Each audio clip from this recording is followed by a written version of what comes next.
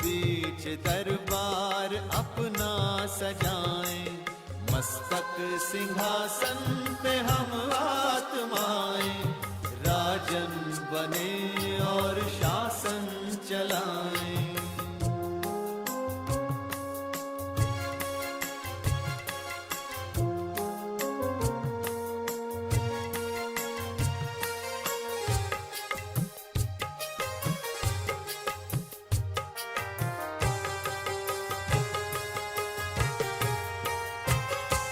करे मंत्रणा मिलके मन मंत्री से, समाचार पूछे सजग संतरी से,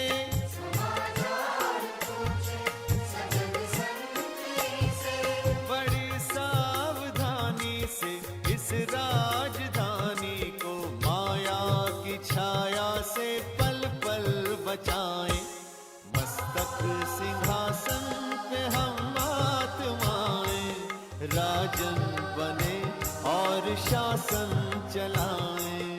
कर्मेंद्रियां कर्मचारी हमारी त्रिकुटी बीच।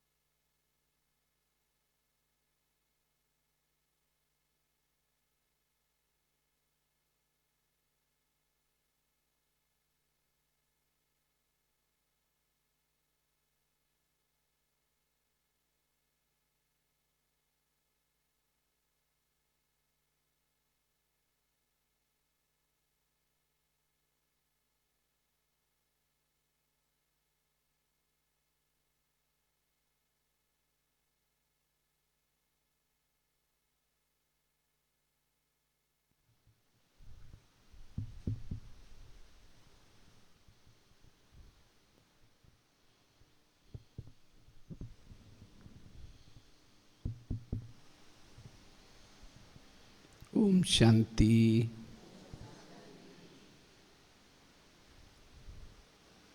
तो आज एक बहुत अच्छा विषय पर चर्चा करेंगे।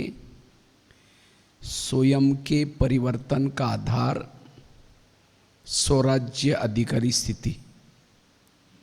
स्वयं के परिवर्तन का आधार है स्वराज्य अधिकारी स्थिति।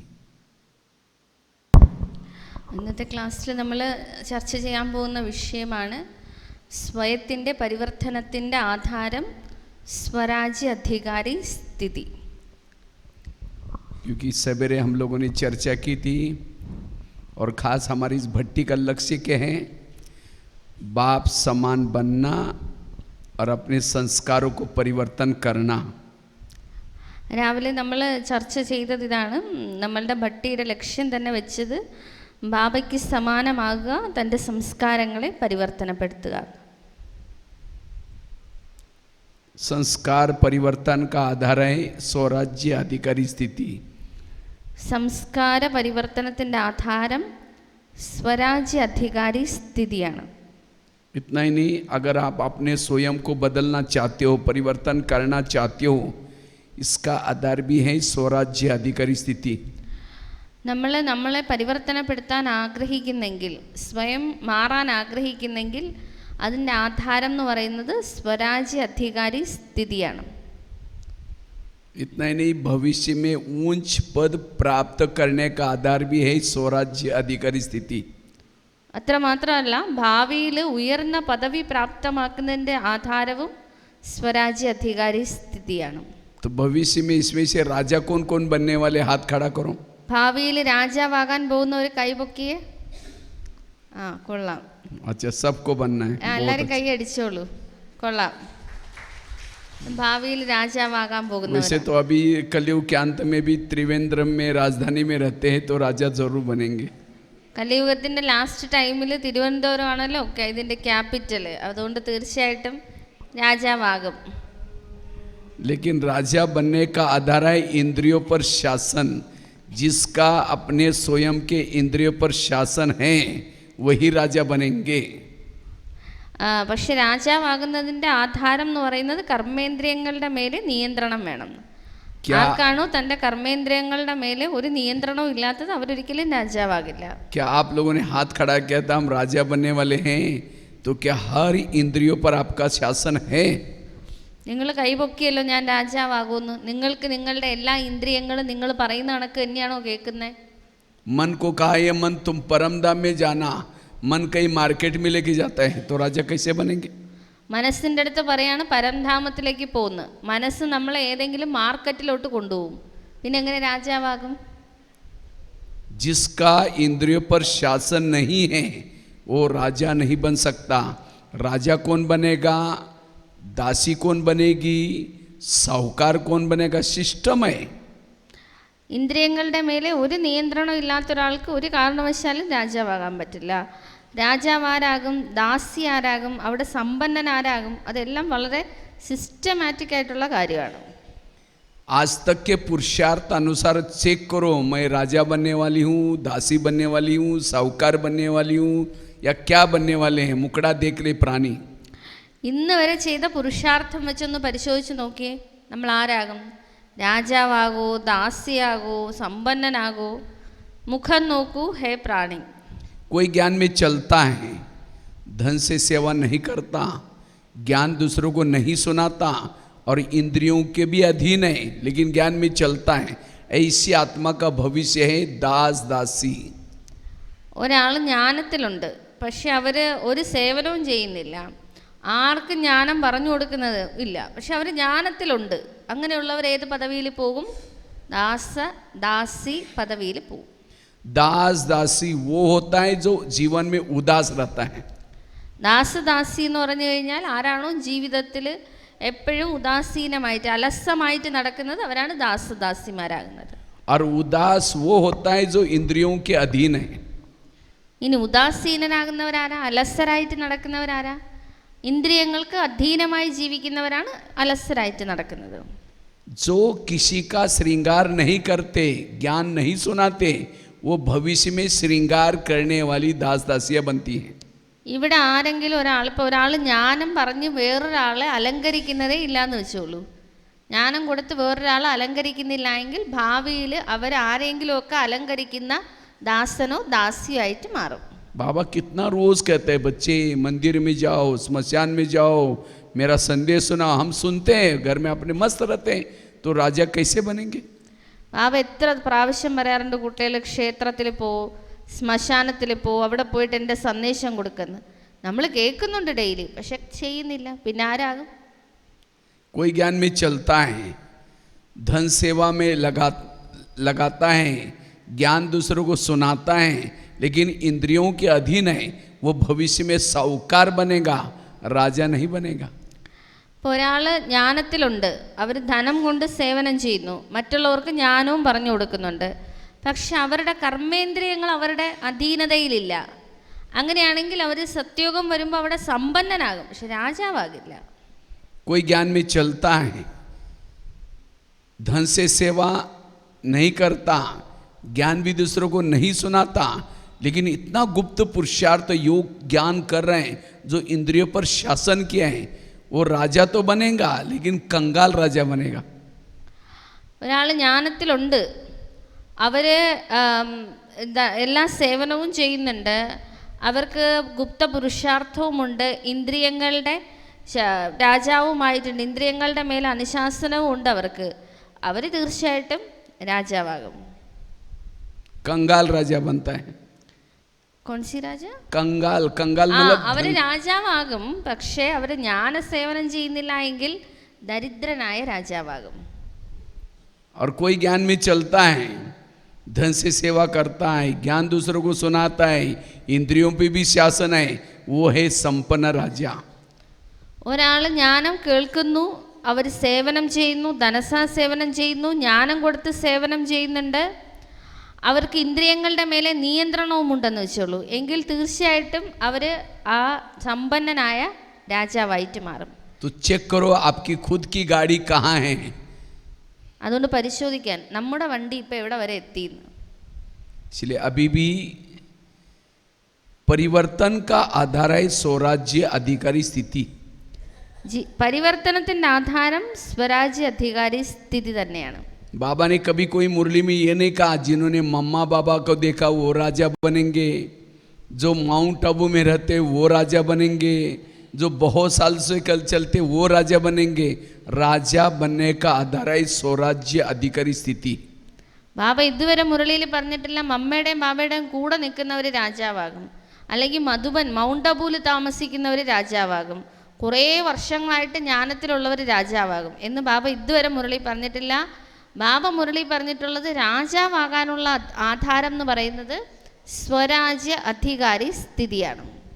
आज ब्रह्मा बाबा ने नारायण का पद प्राप्त करने के लिए रोज ब्रह्मा बाबा अपनी डायरी, एक ब्रह्मा बाबा की एक डायरी मिली थी और उसी डायरी में रोज बाबा दरबार लिखते थे, एक एक इंद्रियों पर शासन करने की मेहनत की और इसीलिए आज बाबा ने इतना बड़ा नारायण का पद प्राप्त किया. ബ്രഹ്മാ ബാബ ഇത്രയും പുരുഷാർത്ഥം ചെയ്ത് നാരായണന്റെ പദവി പ്രാപ്തമാക്കി. എങ്ങനെയാ? ബ്രഹ്മാ ബാബയുടെ ഡയറിയിൽ എല്ലാവരും കണ്ടിട്ടുള്ളതാണ്. ബാബ ഡെയിലി തൻ്റെ കർമ്മേന്ദ്രിയങ്ങളുടെ മേലെ അനുശാസനം നടത്തുമായിരുന്നു, കർമ്മേന്ദ്രിയങ്ങളുടെ മേലെ ഭരണം നടത്തുമായിരുന്നു. അങ്ങനെ നടത്തി നടത്തി ബ്രഹ്മാ ബാബ ആരായി? നാരായണനായിട്ട് മാറി. लेकिन आज हमारा इसके तरफ ध्यान नहीं है. हम योग लगा रहे, पुरुषार्थ कर रहे हैं, अमृत वाला उठ रहे, आंधा पीस रहे हैं और कुत्ता बैठ करके खा रहे हैं. പക്ഷെ നമ്മൾ അത്രയും പുരുഷാർത്ഥം ചെയ്യുന്നില്ല എന്ന് വെച്ചോളൂ, നമ്മൾ അമൃതവേള ചെയ്യുന്നില്ല, മുരളി കേൾക്കുന്നില്ല എങ്കിൽ നമ്മളുടെ അവസ്ഥ എന്തായിരിക്കും? आंधा पीस रहा है, कुत्ता बैठ करके खा रहे हैं. क्या? आंधा मतलब जिसको आंखें नहीं वो ആ चक्की ഓക്കെ, पीस रहे हैं और അതായത് कुत्ता बैठ कर उसको खा കണ്ണ് रहे हैं. കണ്ടുകൂടാത്ത ആളിരുന്ന് അരി അരയ്ക്കുകയാണ്, പക്ഷേ അവിടെ നായ വന്ന് അത് കഴിച്ചുകൊണ്ടിരിക്കുകയാണ്. പക്ഷെ ആ കണ്ണ് കാണാൻ വയ്യാത്ത കാരണം അയാൾ അത് അറിയുന്നില്ല. मना हम योग लगा रहे, अमृत वाला कर रहे, सब कुछ करें और सारा दिन आंखें व्यर्थ देख रहे हैं, कान गलत सुन रहे हैं, मुख गलत मुख व्यर्थ बोल रहे हैं, मन व्यर्थ सोच रहे हैं, जितना कमाए उतना खत्म. और हमको लगता हम बहुत कुछ कर रहे हैं, जमा कुछ भी नहीं. इसीलिए स्वराज्य अधिकारी बनने की जरूरत है. അതായത് പറഞ്ഞു വന്ന അർത്ഥം ഇതാണ്, അതായത് കണ്ണ് കണ്ടുകൂടാത്ത ആൾ അരി അരയ്ക്കുന്നു, പക്ഷെ അത് മുഴുവൻ നായ കഴിച്ചുകൊണ്ടിരിക്കുകയാണ്. അതിൻ്റെ അർത്ഥം ഇതാണ്, നമ്മൾ അമൃതവേള ചെയ്യുന്നു, മുരളി കേൾക്കുന്നു, പുരുഷാർത്ഥം ചെയ്യുന്നു, എല്ലാം ചെയ്യുന്നു, പക്ഷെ ആവശ്യമില്ലാത്തത് മുഴുവനും കാണും, ആവശ്യമില്ലാത്തത് മുഴുവനും കേൾക്കും, ആവശ്യമില്ലാത്ത കാര്യങ്ങൾ ഇരുന്ന് ചിന്തിക്കും, ആവശ്യമില്ലാത്ത കാര്യങ്ങൾ സംസാരിക്കും. അതിൻ്റെ അർത്ഥം എന്താ? നമ്മൾ എത്ര പുരുഷാർത്ഥം ചെയ്യുന്നോ അതെല്ലാം ഒരു വശത്തൂടെ വേസ്റ്റായി പോയിക്കൊണ്ടിരിക്കുകയാണ്. हर इंद्रिया श्रीमत प्रमाण चले तब जाकर के कहेंगे माता बड़ी अच्छी है, ये भाई बहुत अच्छा है. अच्छा मतलब क्या? उसका इंद्रियों पर संयम है. നമ്മൾ ഓരോ ഇന്ദ്രിയങ്ങളും ശ്രീമത്ത് അനുസരിക്കണം.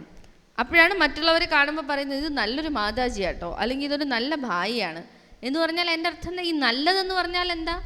നമ്മൾ നിയമം അനുസരിച്ച് ജീവിക്കണം, കർമ്മേന്ദ്രിയങ്ങൾ നിയമത്തിൻ്റെ ആധാരത്തിൽ പോകണം. नौका पानी के ऊपर से जाएगी, पार कराएगी. नौका के अंदर पानी आएगा तो डुबा देगी. ഒരു വെള്ളത്തിൻ്റെ മേലെ പോവുകയാണ്, അത് അക്കരെ എത്തും. എങ്ങനെയാണെങ്കിൽ അതിൻ്റെ ഉള്ളിൽ വെള്ളം കയറാതിരുന്നാൽ, പക്ഷെ അതിൻ്റെ ഉള്ളിൽ വെള്ളം കയറിക്കഴിഞ്ഞാലോ അത് മുങ്ങിപ്പോവും. जो इंद्रियों को चलाता है वो पार हो जाता है, जिसको इंद्रिया चलाते वो डूब जाता है. ഇന്ദ്രിയങ്ങൾ ആര് നിയന്ത്രിക്കുന്നു അവർ അക്കരെ എത്തും, പക്ഷെ ആരെയാണോ ഇന്ദ്രിയങ്ങൾ നിയന്ത്രിക്കുന്നത് അവർ മുങ്ങിപ്പോവും. इसलिए दुनिया को बदलने का आधार है इस दुनिया को बदलो. ये शरीर एक दुनिया है, जो इस शरीर रूपी दुनिया पर शासन करता है वही इस दुनिया पर शासन कर सकता है. അതുകൊണ്ട് ലോകത്തിനെ മാറ്റുന്നതിൻ്റെ ആധാരം എന്താണെന്ന് പറഞ്ഞാൽ ഈ ലോകത്തിൻ്റെ മേലെ നിയന്ത്രണം വരണം. ഈ ശരീരം യഥാർത്ഥത്തിൽ ഒരു ലോകമാണ്. ഈ ശരീരത്തിൻ്റെ മേലെ ആർക്കാണോ ഭരണം നടത്താൻ അറിയാവുന്നുള്ളത് അവർക്ക് മാത്രമേ ലോകത്തിനെ ഭരിക്കാനും സാധിക്കൂ. इस दुनिया का ये जो स्थूल दुनिया है उसका सैंपल ये दुनिया है. इसलिए बाबा कहते हैं स्वयं को बदलो, दुनिया अपने आप बदल जाएगी. അതായത് ഈ ലോകത്തിൻ്റെ മുമ്പിലൊരു ലോകത്തിനെ മൊത്തത്തിലെടുത്താൽ ആ ലോകവുമായിട്ട് നമ്മളുടെ ശരീരത്തിന് താരതമ്യപ്പെടുത്താൻ പറ്റും. ഇതൊരു ചെറിയ ലോകമാണ് നമ്മുടെ ദേഹം. അതുകൊണ്ടാണ് ബാബ പറയുന്നത് സ്വയം പരിവർത്തനപ്പെട്ടാൽ മതി, ലോകം താനെ പരിവർത്തനപ്പെട്ടോളും. जैसे दुनिया में 3 लोग हैं, शरीर में भी 3 लोग हैं, ये आत्मलोक. ലോകത്തിൽ 3 ലോകമാണല്ലോ ഉള്ളത്, ശരീരത്തിൻ്റെ 3 ലോകമുണ്ട്. ഇതാണ് ആത്മലോകം. दुनिया 5 तत्वों की है, शरीर भी 5 तत्वों का है. നോക്കണം, ലോകം 5 തത്വങ്ങൾ കൊണ്ടുണ്ടാക്കിയതാണ്. ശരീരവും 5 തത്വങ്ങൾ കൊണ്ടാണ് ഉണ്ടാക്കിയിരിക്കുന്നത്. दुनिया में 70% पानी है, शरीर में भी 70% पानी है, वाटर लेवल है. ലോകത്തിൽ നോക്കിക്കഴിഞ്ഞാലും 70% വെള്ളമാണ്, ശരീരത്തിലും അങ്ങനെയാണ്. दुनिया में 950 करोड़ लोग रहते हैं, शरीर में भी 950 करोड़ सेल्स है, जीवाणु है. ലോകത്തിൽ ഏകദേശം 850 കോടിയിലധികം മനുഷ്യർ ജീവിക്കുന്നുണ്ട്. ശരീരത്തിലും ഏകദേശം അത്രയധികം ജീവാണുക്കൾ, കോശങ്ങളുണ്ട്. इसलिए भाई जी, इसके ऊपर शासन करो तो ऑटोमेटिकली इस दुनिया पर शासन करो तो इस दुनिया में शासन कर सकेंगे. അതുകൊണ്ട് നമ്മൾക്ക് ഈ ദേഹത്തിൻ്റെ മേലെ നിയന്ത്രണം കൊണ്ടുവരാൻ സാധിച്ചു കഴിഞ്ഞാൽ ഓട്ടോമാറ്റിക്കലി ഈ ലോകത്തിൻ്റെ മേലെ നമുക്ക് നിയന്ത്രണം വരുത്താൻ സാധിക്കും. अनु मतलब राज, अनु मतलब आत्मा, शासन मतलब शासन. जिस आत्मा का इसके ऊपर शासन है वही प्रकृति के ऊपर सतयुग में शासनदारी बन सकता है, राज्य कर सकता है. अनुशासन, അനുശാസനം എന്നാണ് ഈ ഭരിക്കുക എന്നുള്ളതിന് ഹിന്ദിയിൽ പറയുന്നത്. അണു എന്ന് പറഞ്ഞാൽ ആത്മാവ്, ആത്മാവിൻ്റെ ഭരണം വരണം. ആത്മാവാണ് ഈ ദേഹത്തിനെ ഭരിക്കുന്നതെങ്കിൽ അങ്ങനെ ഏത് ആത്മാവിന് ഈ സമയത്ത് ഈ ശരീരത്തിൻ്റെ മേലെ ഭരണം വരുന്നുവോ അവർ സത്യയുഗത്തിൽ വിശ്വത്തിൻ്റെ മേലെ ഭരണം നടത്തും. जिसे प्रधानमंत्री दिल्ली में शांति में तब बैठेंगे जब उसके पार्टी के सारे लोग अपनी ड्यूटी एक्यूरेट करते हैं. इसी तरह आत्मा शांति में भ्रुकुटी में तब बैठेगी जब हर इंद्रिय अपनी अपनी ड्यूटी एक्यूरेट करते हैं. ഇപ്പോൾ ഡൽഹിയിൽ പ്രധാനമന്ത്രി പാർലമെൻറ്റിൽ സമാധാനപൂർവ്വം ഇരിക്കണമെങ്കിൽ അയാളുടെ കൂടെ പ്രധാനമന്ത്രിയുടെ കൂടെ ജോലി ചെയ്യുന്ന ആളുകളെല്ലാം അവരവരുടെ ഉത്തരവാദിത്വം കറക്റ്റായിട്ട് നിറവേറ്റണം. അതുപോലെ ആത്മാവാകുന്ന പ്രധാനമന്ത്രി ഭൃഗുടിയാകുന്ന സിംഹാസനത്തിൽ ശാന്തമായിട്ടിരിക്കണമെങ്കിൽ ഈ ശരീരത്തിൻ്റെ എല്ലാ കർമ്മേന്ദ്രിയങ്ങളും അവരവരുടെ ഉത്തരവാദിത്വം കറക്റ്റായിട്ട് ചെയ്തിരിക്കണം. आज कई कहते मेरे बच्चे मानते ही नहीं है, मेरा पति मानता ही नहीं है. क्यों नहीं मानता? जिसकी इंद्रियां नहीं मानती उसका कोई नहीं मानेगा. പലരും കംപ്ലൈൻറ്റ് പറയാറുണ്ട്, എൻ്റെ മക്കൾ പറഞ്ഞാൽ കേൾക്കില്ല, എൻ്റെ പതി പറഞ്ഞാൽ കേൾക്കില്ല. എന്തുകൊണ്ട് കേൾക്കുന്നില്ല? ആരുടെ വീട്ടുകാരാണ് അവരവർ പറഞ്ഞാൽ കേൾക്കാത്തത്? കാരണം നമ്മളുടെ ഇന്ദ്രിയങ്ങൾ നമ്മൾ പറഞ്ഞാൽ കേൾക്കില്ല. അപ്പോൾ പിന്നെ വീട്ടുകാരെങ്ങനെ കേൾക്കും? तो देवता बनने के लिए ये स्वराज्य अधिकारी स्थिति की आवश्यकता है. जिसका इंद्रियों पर शासन है उसके इर्द गिर्द में गुण और शक्तियाँ होती हैं, और जो इंद्रियों के अधीन है उसके इर्द गिर्द में आसुरी अवगुण और आसुरी शक्तियाँ होगी. സ്വരാജ്യ ദേവതയാകണമെങ്കിൽ സ്വരാജ്യ അധികാരി ആകുക തന്നെ വേണം. അതെന്തായാലും അത്യാവശ്യമായിട്ടുള്ളൊരു കാര്യമാണ്. ആരുടെയാണോ ഇന്ദ്രിയങ്ങളുടെ മേലെ സമ്പൂർണ്ണമായിട്ടും ഭരണം നടക്കുന്നത് അവരുടെ ഓരോ കർമ്മേന്ദ്രിയങ്ങളിൽ നിന്നും ഗുണങ്ങൾ പ്രകടമായിക്കൊണ്ടേയിരിക്കും. എന്നാൽ ആരെയാണോ ഇന്ദ്രിയങ്ങൾ നിയന്ത്രിക്കുന്നത് അവരിൽ നിന്ന് അവഗുണങ്ങൾ മാത്രമേ പ്രകടമാകൂ. बाबा ने दुनिया को परिवर्तन करने के लिए फार्मूला बनाया. अगर हर आत्मा अपने इंद्रियों पर शासन करेंगे तो ये काम, क्रोध, लोभ, मोह ऑटोमेटिकली खत्म होंगे. माया कोई बाहर से नहीं आती, माया आते हैं हमारी इंद्रियों के द्वारा, कान के द्वारा, मुख के द्वारा, आंखों के द्वारा. तो इस किले को मजबूत करो, सब कुछ ठीक हो जाएगा. ബാബ ഈ ലോകത്തിനെ പരിവർത്തനപ്പെടുത്താൻ വേണ്ടിയിട്ട് എന്ത് വിധിയാണ് കാണിക്കുന്നത്? ബാബ പറയുന്നത് നിങ്ങൾ ഓരോരുത്തരും നിങ്ങളുടെ ഇന്ദ്രിയങ്ങളുടെ മേലെ നിയന്ത്രണം നടത്തി കഴിഞ്ഞാൽ, കാമം, ക്രോധം, മോഹം, ലോഭം ഇതിൻ്റെ എല്ലാം മേലെ നിങ്ങൾക്ക് നിയന്ത്രണം വന്നു കഴിഞ്ഞാൽ ഓട്ടോമാറ്റിക്കലി എല്ലാം ശരിയാകും. മായ എന്ന് പറയുന്നത് യഥാർത്ഥത്തിൽ പുറത്തുനിന്നല്ല വരുന്നത്. മായ എന്ന് പറയുന്നത് യഥാർത്ഥത്തിൽ നമ്മളുടെ അകത്തുനിന്നാണ് വരുന്നത്. കണ്ണിൻ്റെ, ചെവിയുടെ ഇതൊക്കെ ആവശ്യമില്ലാതെ വരുമ്പോഴാണ് നമ്മളുടെ മേലെയുള്ള നിയന്ത്രണം നമുക്ക് തെറ്റുന്നത്. सारे गीता का सार है, हे अर्जुन तुम अपने घोड़े की लगाम अपने हाथ में रखो. सारे ज्ञान का सार है बच्चे, तुम अपने इंद्रियों को अपने शासन प्रमाण रखो. മുഴുവൻ ഗീതയുടെയും ജ്ഞാനം എന്താ പറയുന്നത്? ഹേ അർജുന, നിന്റെ രഥത്തിൻ്റെ മുഴുവൻ നിയന്ത്രണവും നിന്റെ കയ്യിലായിരിക്കണം. ബാബ ജ്ഞാനം തരുന്നത് എന്തിൻ്റെ ആധാരത്തിലാണ്? ബാബ എന്താ നമ്മളുടെ അടുക്കൽ പറയുന്നത്? ഹേ ആത്മാ, നിങ്ങളുടെ കർമ്മേന്ദ്രിയങ്ങളുടെ മുഴുവൻ നിയന്ത്രണവും നിങ്ങൾ ആത്മാവാകുന്ന രാജാവിൻ്റെ കൈവശമായിരിക്കണം. आजकल के मम्मी पापा इतना बिजी हो गए, बच्चा कहाँ जाता है, किसके संग में जाता है, क्या देखता है, क्या सुनता है, उसको पूछने का देखने का टाइम ही नहीं है। और जब बच्चा गलत काम करता है उनकी आंखें खुल जाती हैं, बच्चे ने ऐसा गलत काम कैसे किया। अगर रोज़ वो बच्चों को पूछते बेटा तुमने क्या देखा, क्यों देखा, किस लिए देखा, बच्चा गलत काम करता ही नहीं। അപ്പോൾ അതായത് ഇന്നത്തെ കാലത്ത് അച്ഛനമ്മമാരെന്ന് പറയുന്നത് അവരുടെ കാര്യങ്ങളിൽ അങ്ങനെ മുഴുകിയാണ് നടക്കുന്നത്. മക്കൾ എവിടെ പോകണമെന്നോ എന്ത് ചെയ്യുന്നെന്നോ ആരുടെ കൂടെയാണ് നടക്കണമെന്നോ ഇതൊന്നും അറിയുന്നേ ഇല്ല. മക്കൾ എന്തെങ്കിലും തെറ്റ് ചെയ്യുമ്പോഴാണ് അച്ഛനമ്മമാർ ഉണരുന്നത്. എന്നിട്ട് വിളിച്ച് ചോദിക്കും എന്തിനാ ഇങ്ങനെ ചെയ്തത്, എന്നു മുതലാണ് ഇങ്ങനെ നടക്കാൻ തുടങ്ങിയതെന്ന് ചോദിക്കും. മക്കൾ പറയും നമ്മളങ്ങനെ ചെയ്യുന്നേ ഇല്ല. इसी तरह आज हम अपने आप में इतना व्यस्त हैं, मेरी आंखें क्या देख रहे हैं, मेरा कान क्या सुन रहे हैं, मेरा मुंह क्या बोलता है, मेरा मन क्या सोचता है, इसको हमको पूछने का देखने का टाइम ही नहीं है। और जब कभी गलत संस्कार आते हैं तब कहते ये कैसा हो गया। इसीलिए रोज हर इंद्रियों की पूछताछ करो, हे आंखें तुमने क्या देखा, हे मन तुमने क्या सोचा, तब संस्कार परिवर्तन होंगे। ഇതേപോലെ നമ്മളും പല പല കാര്യങ്ങളിൽ അങ്ങനെ മുഴുകി ജീവിക്കുകയാണ്.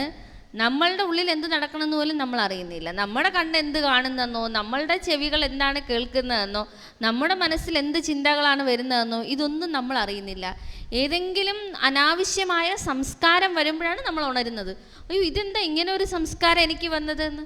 അതുകൊണ്ട് ദിവസവും നമ്മൾ രാത്രിയിൽ നമ്മുടെ കർമ്മേന്ദ്രിയങ്ങളെ വിളിച്ച് നമ്മൾ ചോദിക്കുക തന്നെ വേണം, ഇന്ന് നീ എന്തൊക്കെയാണ് കണ്ടത്, എന്തൊക്കെ അനാവശ്യമായ കാര്യങ്ങൾ ഇന്ന് കേട്ടു, ഇന്ന് എന്തെല്ലാം ആവശ്യമില്ലാത്ത കാര്യങ്ങൾ ചിന്തിച്ചു എന്ന് സ്വയം ഒരു പ്രശാസൻ നമ്മൾക്ക് നമ്മളുടെ മേലെ വേണം. बाबा कहते चैरिटी बिगेट्स एट होम, तो अपने घर को सुधारो। घर मतलब लौकिक नहीं, ये शरीर हमारा पहला घर है, तो क्या इस घर में चलने वाले सब ज्ञान में चलते हैं? ബാബ മുരളിയിൽ പറയാറില്ലേ ചാരിറ്റി ബിഗിൻസ് അറ്റ് ഹോം എന്നാണ് പറയുന്നത്. സേവനം അവനവൻ്റെ വീട്ടിൽ നിന്ന് വേണം തുടങ്ങാൻ. വീടെന്ന് പറഞ്ഞാൽ ബാബ ഉദ്ദേശിക്കുന്നത് ലൗകിക വീട് മാത്രമല്ല, ആത്മാവിൻ്റെ വീട് ഏതാ? ശരീരമാണ്. ഇപ്പം നമ്മൾ ജ്ഞാനത്തിൽ ഉള്ളവരാണ്. ഇന്ന് നമ്മുടെ ശരീരത്തിലുള്ളവരെല്ലാം ജ്ഞാനം അനുസരിച്ച് തന്നെയാണ് മുന്നോട്ട് പോകുന്നത് ഈ കർമ്മേന്ദ്രിയങ്ങളൊക്കെ. आंखें ज्ञान में चलती हैं। अगर आंखें ज्ञान में चलती, मोबाइल में कोई गलत चीज़ें देखते हैं, टक टक करके देखती रहते हैं रात को 12 बजे 1 बजे, और योग में बैठते बंद हो जाती। अगर आंखें ज्ञान में चलती तो वेरा देखती ही नहीं, योग में खुली रहती। കണ്ണുകൾ ജ്ഞാനത്തിലുണ്ടോ? കണ്ണ് ജ്ഞാനത്തിലുണ്ടോ എന്ന് ചോദിക്കുകയാണ്. കണ്ണ് ജ്ഞാനത്തിലില്ല എങ്കിൽ, കണ്ണുകൾക്ക് ജ്ഞാനമില്ല എങ്കിൽ മൊബൈലിൽ എന്തെങ്കിലുമൊക്കെ കണ്ടുകൊണ്ടിരിക്കുകയാണ് ആവശ്യമില്ലാത്ത കാര്യങ്ങൾ. 12 മണിയായാലും 1 മണിയായാലും കണ്ണ് തുറന്ന് തന്നെ ഇരിക്കും. ഇനി ആ സമയത്ത് യോഗത്തിന് വിളിച്ചിരുത്തിയാലോ ഇരിക്കും മുമ്പേ കണ്ണടയും. അതിൻ്റെ അർത്ഥം എന്താ? कोई परचिंतन सुनाता है तो कान कहता और क्या हुआ, और क्या हुआ। अगर ज्ञान में चलता तो कहता नहीं मुझे नहीं सुनाओ। तो हर इंद्रियों के अंदर श्रीमत प्रमाण चलने की ये सिखाओ। ആരെങ്കിലും പരദൂഷണം പറയാണ്, ഉടനെ തന്നെ കാതുകൊണ്ട് വെച്ചു കൊടുക്കും. എന്നിട്ട് ചോദിക്കും പിന്നെന്തായി പിന്നെന്തായി എന്ന് ചോദിക്കും. അതിൻ്റെ അർത്ഥം എന്താ? അഥവാ ജ്ഞാനത്തിലുണ്ടെങ്കിൽ, കാതുകൾ ജ്ഞാനത്തിലുണ്ടെങ്കിൽ അപ്പോഴേ പറയും എനിക്ക് ആവശ്യമില്ലാത്ത കാര്യങ്ങളൊന്നും കേൾക്കണ്ട എന്ന്. അങ്ങനെ ഓരോ കർമ്മേന്ദ്രിയങ്ങളും നമ്മളുടെ നിയമത്തിൽ വരണം. इसलिए कभी 7 दिन का कोर्स इन घर वालों को करो। ये जो शरीर रूपी कान का कोर्स करो, मुंह का कोर्स करो, आंखों का कोर्स करो। जब हर इंद्रिया श्रीमत प्रमाण चलेगी तब जाकर के आपके अंदर परिवर्तन आएगा। അതുകൊണ്ട് ആദ്യം 7 ദിവസത്തെ കോഴ്സ് കേൾപ്പിക്കേണ്ടത് ഈ ശരീരമാകുന്ന വീടിനാണ്. കാതിന് കോഴ്സ് കേൾപ്പിക്കണം, കണ്ണിന് കോഴ്സ് കേൾപ്പിക്കണം, ഓരോ കർമ്മേന്ദ്രിയങ്ങൾക്കും കോഴ്സ് കേൾപ്പിക്കണം. അങ്ങനെ നിങ്ങളുടെ ഈ ശരീരം ശ്രീമത്ത് അനുസരിച്ച് നടന്നാലേ കാര്യങ്ങളെല്ലാം ശരിയാവൂ. आज करण बहुत होशियार था महाभारत का, लेकिन करण असफल क्यों बना? उसके रथ ने उसको धोखा दे दिया, धस गया, इसीलिए असफल बना। നോക്കണം, നമ്മൾ പുരുഷാർത്ഥം ചെയ്യുന്നുണ്ട്, പക്ഷേ കാര്യങ്ങളൊന്നും നേരെയാവുന്നില്ല. എന്തുകൊണ്ടാ?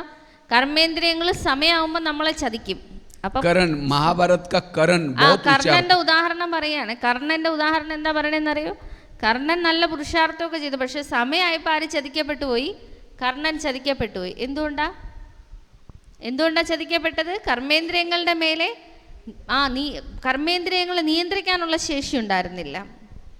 इसी तरह ज्ञान में बहुत होशियार है, लेकिन अगर मेरी कर्मेंद्रिया मुझे धोखा देते असफल बन जाएंगे। അതുപോലെ ജ്ഞാനത്തിൽ നല്ല സമർത്ഥനാണ്, നല്ല ജ്ഞാനമൊക്കെ പറയുന്ന ആളാ, പക്ഷെ കർമ്മേന്ദ്രിയങ്ങളുടെ മേലെ നിയന്ത്രണം ഇല്ലായെങ്കിൽ സമയമാകുമ്പോൾ നമ്മൾക്ക് സഫലത കിട്ടില്ല. कृष्ण जब रथ में बैठता है पहले घोड़ों से प्यार करता है, थपथपाता है. क्यों? अगर घोड़े जाकर के दुर्योधन के सामने गिर जाएंगे, पराजय हो जाएंगे. കൃഷ്ണനെ കണ്ടില്ലേ? കൃഷ്ണനാണെങ്കിൽ തൻ്റെ മുമ്പിലിരുന്ന കുതിരകളെ വളരെ സ്നേഹത്തോടെ നിയന്ത്രിച്ചുകൊണ്ടിരുന്നു. എന്തുകൊണ്ടാ? കാരണം കുതിരകളെ നിയന്ത്രിക്കുന്നില്ല എങ്കിൽ സമയമാകുമ്പോൾ യുദ്ധത്തിൽ ചതിക്കപ്പെടും. इसी तरह हमें भी क्या करना है, जब अमृत वाला परमधाम से शरीर में आते हैं तो पहले नहाते धोते हैं. उस समय क्या करो, अपने घोड़ों को प्यार करो. हे कान, तुम आज ऐसी कोई चीज़ें ना सुनना, मेरी पराजय हो जाए. हे आंखें, तुम ऐसी चीज़ें ना देखना, मेरी पराजय हो जाए. इनसे प्यार करो. അപ്പം നമ്മൾ എന്താ ചെയ്യേണ്ടത്? രാവിലെ അമൃതവേളയിൽ നമ്മൾ പരംധാമത്തിൽ നിന്ന് താഴെ വരുന്ന സമയത്ത് റെഡിയായിട്ട് ഫ്രഷായിട്ട് വന്നിരുന്നിട്ട് നമ്മളുടെ കർമ്മേന്ദ്രിയങ്ങളെ കുറച്ച് ശ്രദ്ധിക്കണം. കാതുകളെടുത്ത് പറയണം, എൻ്റെ കാതേ ആവശ്യമില്ലാത്ത കാര്യങ്ങളൊന്നും ഇന്ന് കേൾക്കല്ലേ, എൻ്റെ കണ്ണേ ആവശ്യമില്ലാത്ത ഒരു കാര്യങ്ങളും ഇന്ന് കാണരുതേ എന്ന് പറഞ്ഞിട്ട് നമ്മൾ നമ്മളുടെ കർമ്മേന്ദ്രിയങ്ങളെ കുറിച്ച് സ്നേഹിക്കണം. इस ज्ञान में केवल अकेले नहीं चलो. जब आपकी हर इंद्रिया जब आपके ज्ञान में चलेगी, श्रीमद् प्रमाण चलेंगी, इस युद्ध में आप विजय बन सकेंगे. ഈ ജ്ഞാനമാർഗത്തിൽ നിങ്ങൾ ഒറ്റയ്ക്ക് ഒരു കാരണവശാലും മുന്നോട്ട് പോകാൻ പാടില്ല. നിങ്ങളുടെ ഓരോ കർമ്മേന്ദ്രിയങ്ങളെയും കൊണ്ടേ ജ്ഞാനത്തിൽ പോകാവൂ. അങ്ങനെ ശ്രീമത്ത് അനുസരിച്ച് നടന്നാൽ മാത്രമേ ഈ യുദ്ധത്തിൽ നിങ്ങൾക്ക് ജയിക്കാൻ സാധിക്കുകയുള്ളൂ. आज कई कहते सतयुग कब आएगा, कितना साल बाकी है. बाबा ने कहा था संगम युग केवल 100 साल का है.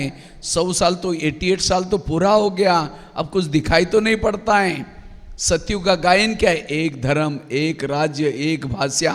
तो क्या सतयुग अंदर बनाया? एक आत्मा का शासन, एक का राज्य, कभी कभी माया का भी राज्य. पहले सतयुग अंदर बनाना है, एक आत्मा का शासन, एक धर्म, एक धारणा, तब सतयुग आएगा. इसलिए स्वराज्य अधिकारी बनना बहुत जरूरी है. പലരും ചോദിക്കാറുണ്ട്, സത്യയുഗം എപ്പോൾ വരും, ഇനി കലിയുഗം എന്ന് തീരും എന്നൊക്കെ. ബാബ പറഞ്ഞിട്ടുണ്ടല്ലോ, ഇപ്പം 88 വർഷമായി സംഗമയുഗത്തിൽ, ഇനി 12 വർഷവും കൂടെ ബാക്കിയുണ്ട് എന്നൊക്കെ പറഞ്ഞ് കണക്കും കൂട്ടിയിരിക്കുകയാണേ.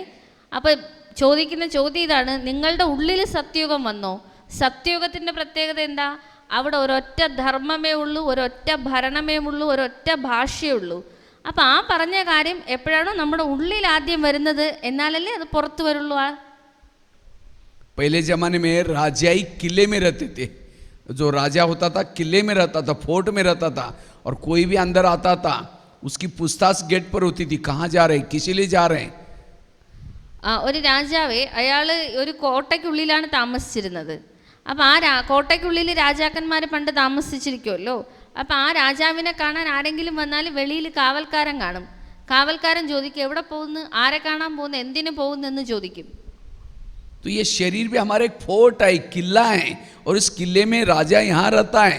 लेकिन इस किले के कई दरवाजे भी हैं, कान, मुंह, आंखें, मन, बुद्धि, लेकिन इसमें रोकने टोकने वाला कोई भी नहीं है.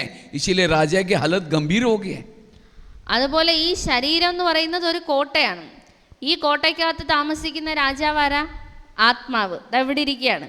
ഈ കോട്ടയ്ക്കകത്ത് പ്രവേശിക്കാനായിട്ട് ഒരുപാട് വാതിലുകളുണ്ട്. കാതുണ്ട്, കണ്ണുണ്ട്, വായയുണ്ട്, മനസ്സുണ്ട്.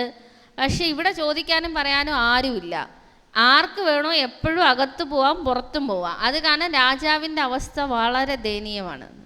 जो योग्य नहीं है वो देखना नहीं है, योग्य नहीं है वो सुनना नहीं है, योग्य नहीं वो सोचना नहीं है. तब जब हर इंद्रिय अपनी ड्यूटी एक्यूरेट करेंगे, परिवर्तन आएगा. കാണാൻ പാടില്ലാത്ത കാര്യങ്ങൾ കാണാൻ പാടില്ല, കേൾക്കാൻ പാടില്ലാത്ത കാര്യങ്ങൾ കേൾക്കാൻ പാടില്ല, സംസാരിക്കാൻ പാടില്ലാത്ത കാര്യങ്ങൾ പറയാൻ പാടില്ല, ചിന്തിക്കാൻ പാടില്ലാത്ത കാര്യങ്ങൾ ചിന്തിക്കാൻ പാടില്ല. അത്ര മേലെ നമ്മളുടെ മേലെ നിയന്ത്രണം കൊണ്ടുവരികയാണ്. ഓരോ കർമ്മേന്ദ്രിയങ്ങളും വളരെ കറക്റ്റായിട്ട് അവരവരുടെ ഡ്യൂട്ടി നിറവേറ്റുകയാണ് എങ്കിൽ സ്വരാജ്യ അധികാരിയാകാൻ പറ്റും. पहले ज़माने में जैसे भारत में पाकिस्तान के बॉर्डर पर कोई रहने वाला कोई दुश्मन है, आतंकवादी है, वह बॉर्डर पर कहता है ये 500 की नोटों का एक बोरा लो, थैला लो, लेकिन मुझे अंदर जाने दो.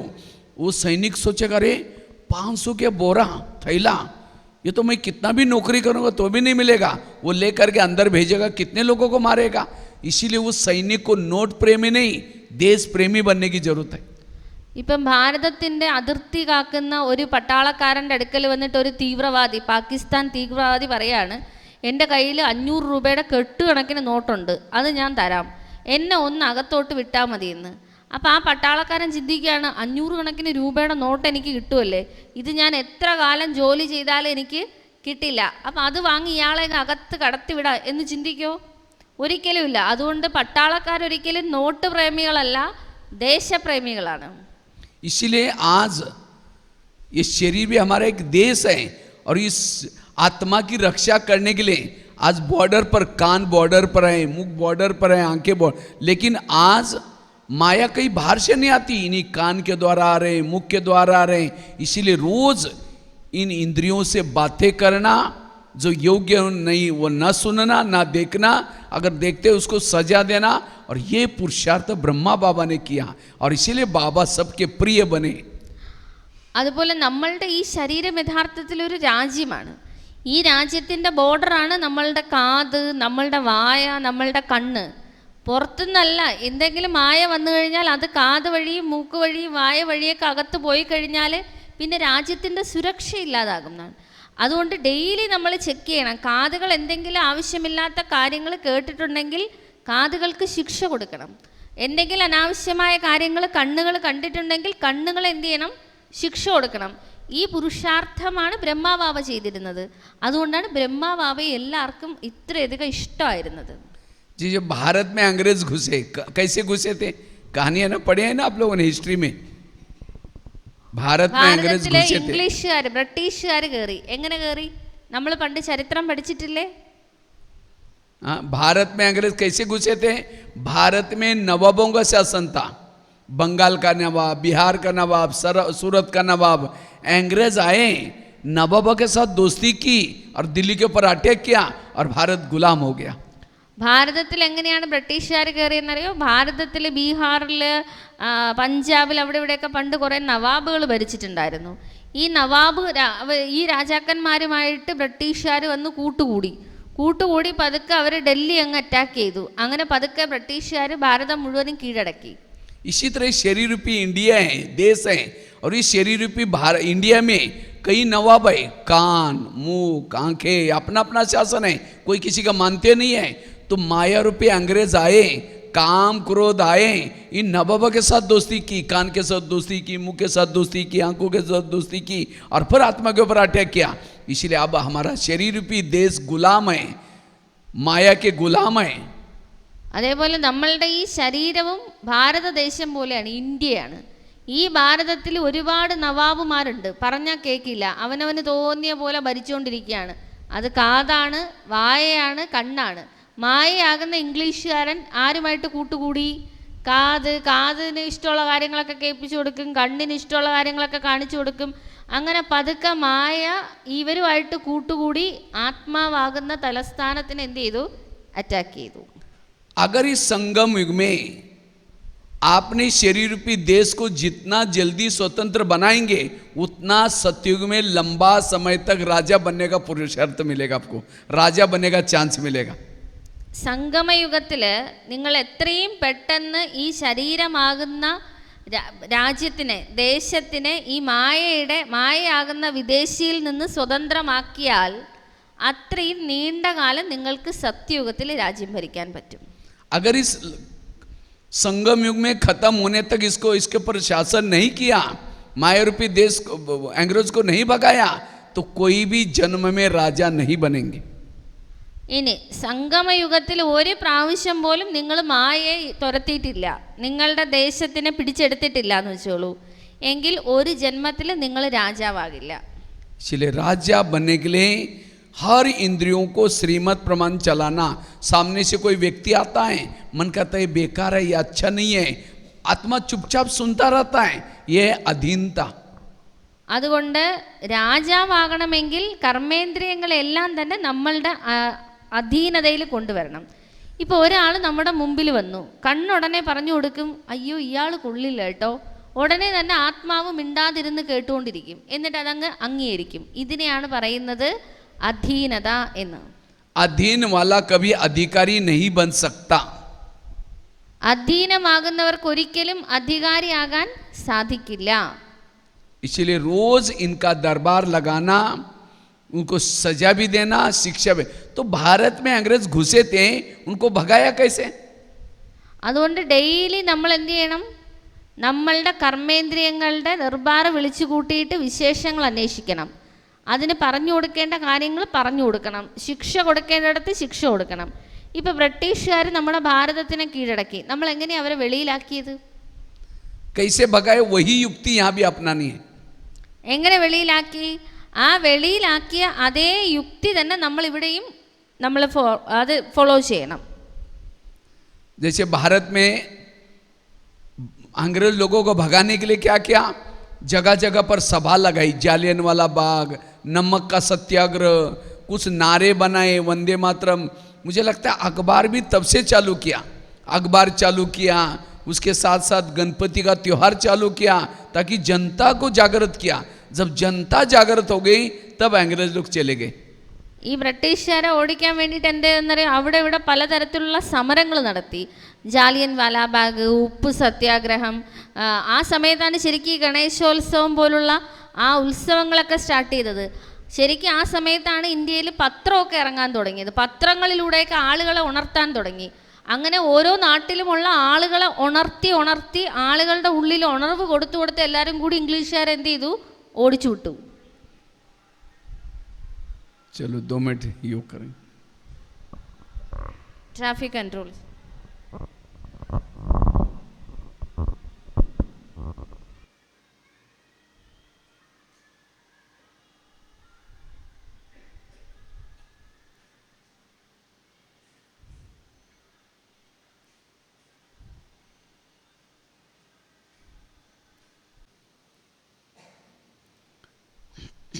तो हमारी जनता कौन है? हमारी जनता है हमारी इंद्रियां. इसलिए इंद्रियों को जागृत करो. जब हर इंद्रियों के अंदर विकारों के प्रति नफरत आएगी, वो कहेगी माया गो ब्याग, तब हम माया जिद बन सकते हैं. നമ്മളുടെ ജനത ആരാ? നമ്മളുടെ ജനത നമ്മളുടെ ഇന്ദ്രിയങ്ങളാണ്. നമ്മളുടെ എല്ലാ ഇന്ദ്രിയങ്ങളെയും നമ്മൾ ഉണർത്തിയെടുക്കണം.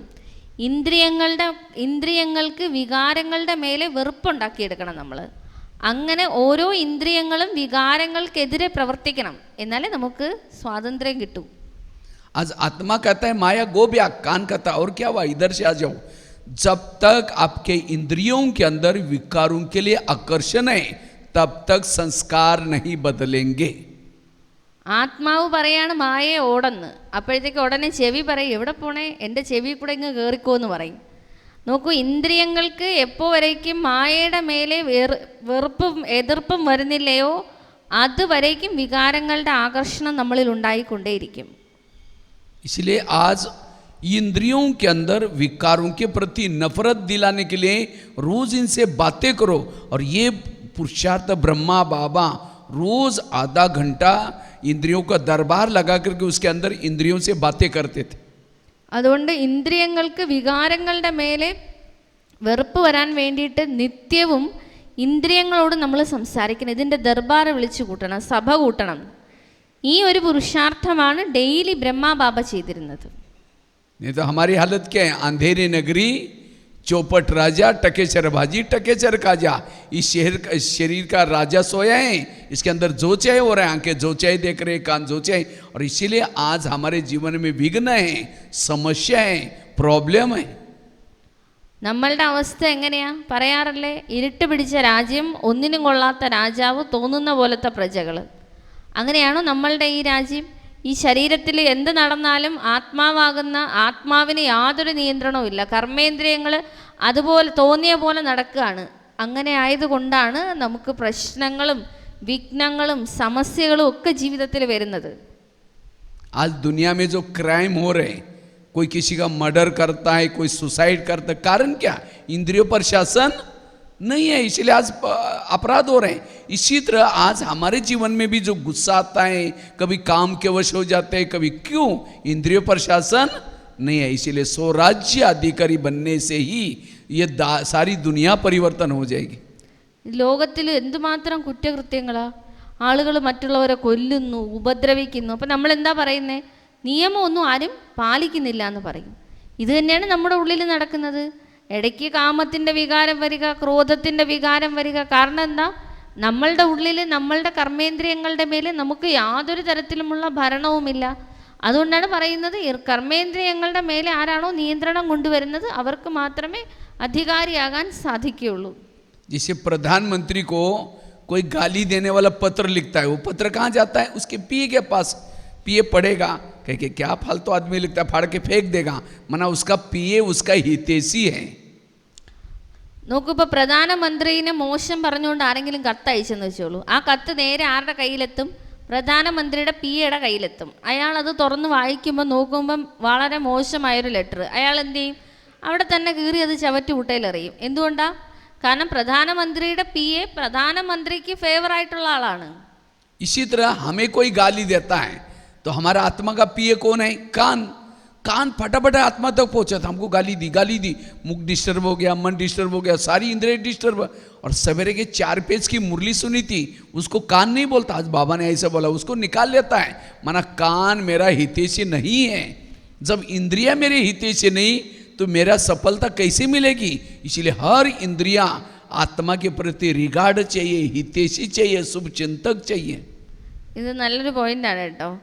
നമ്മൾ ആരെങ്കിലും കുറ്റം പറഞ്ഞെന്ന് വെച്ചോളൂ, കാത് അത് കേൾക്കേണ്ട താമസം എവിടെ എത്തിക്കും? ആത്മാവിൻ്റെ അടുത്ത്. അത് കേൾക്കേണ്ടത് നമ്മുടെ മനസ്സ് വിങ്ങാൻ തുടങ്ങും. പിന്നെ വായയിൽ തോന്നുന്ന വിളിച്ച് പറയും.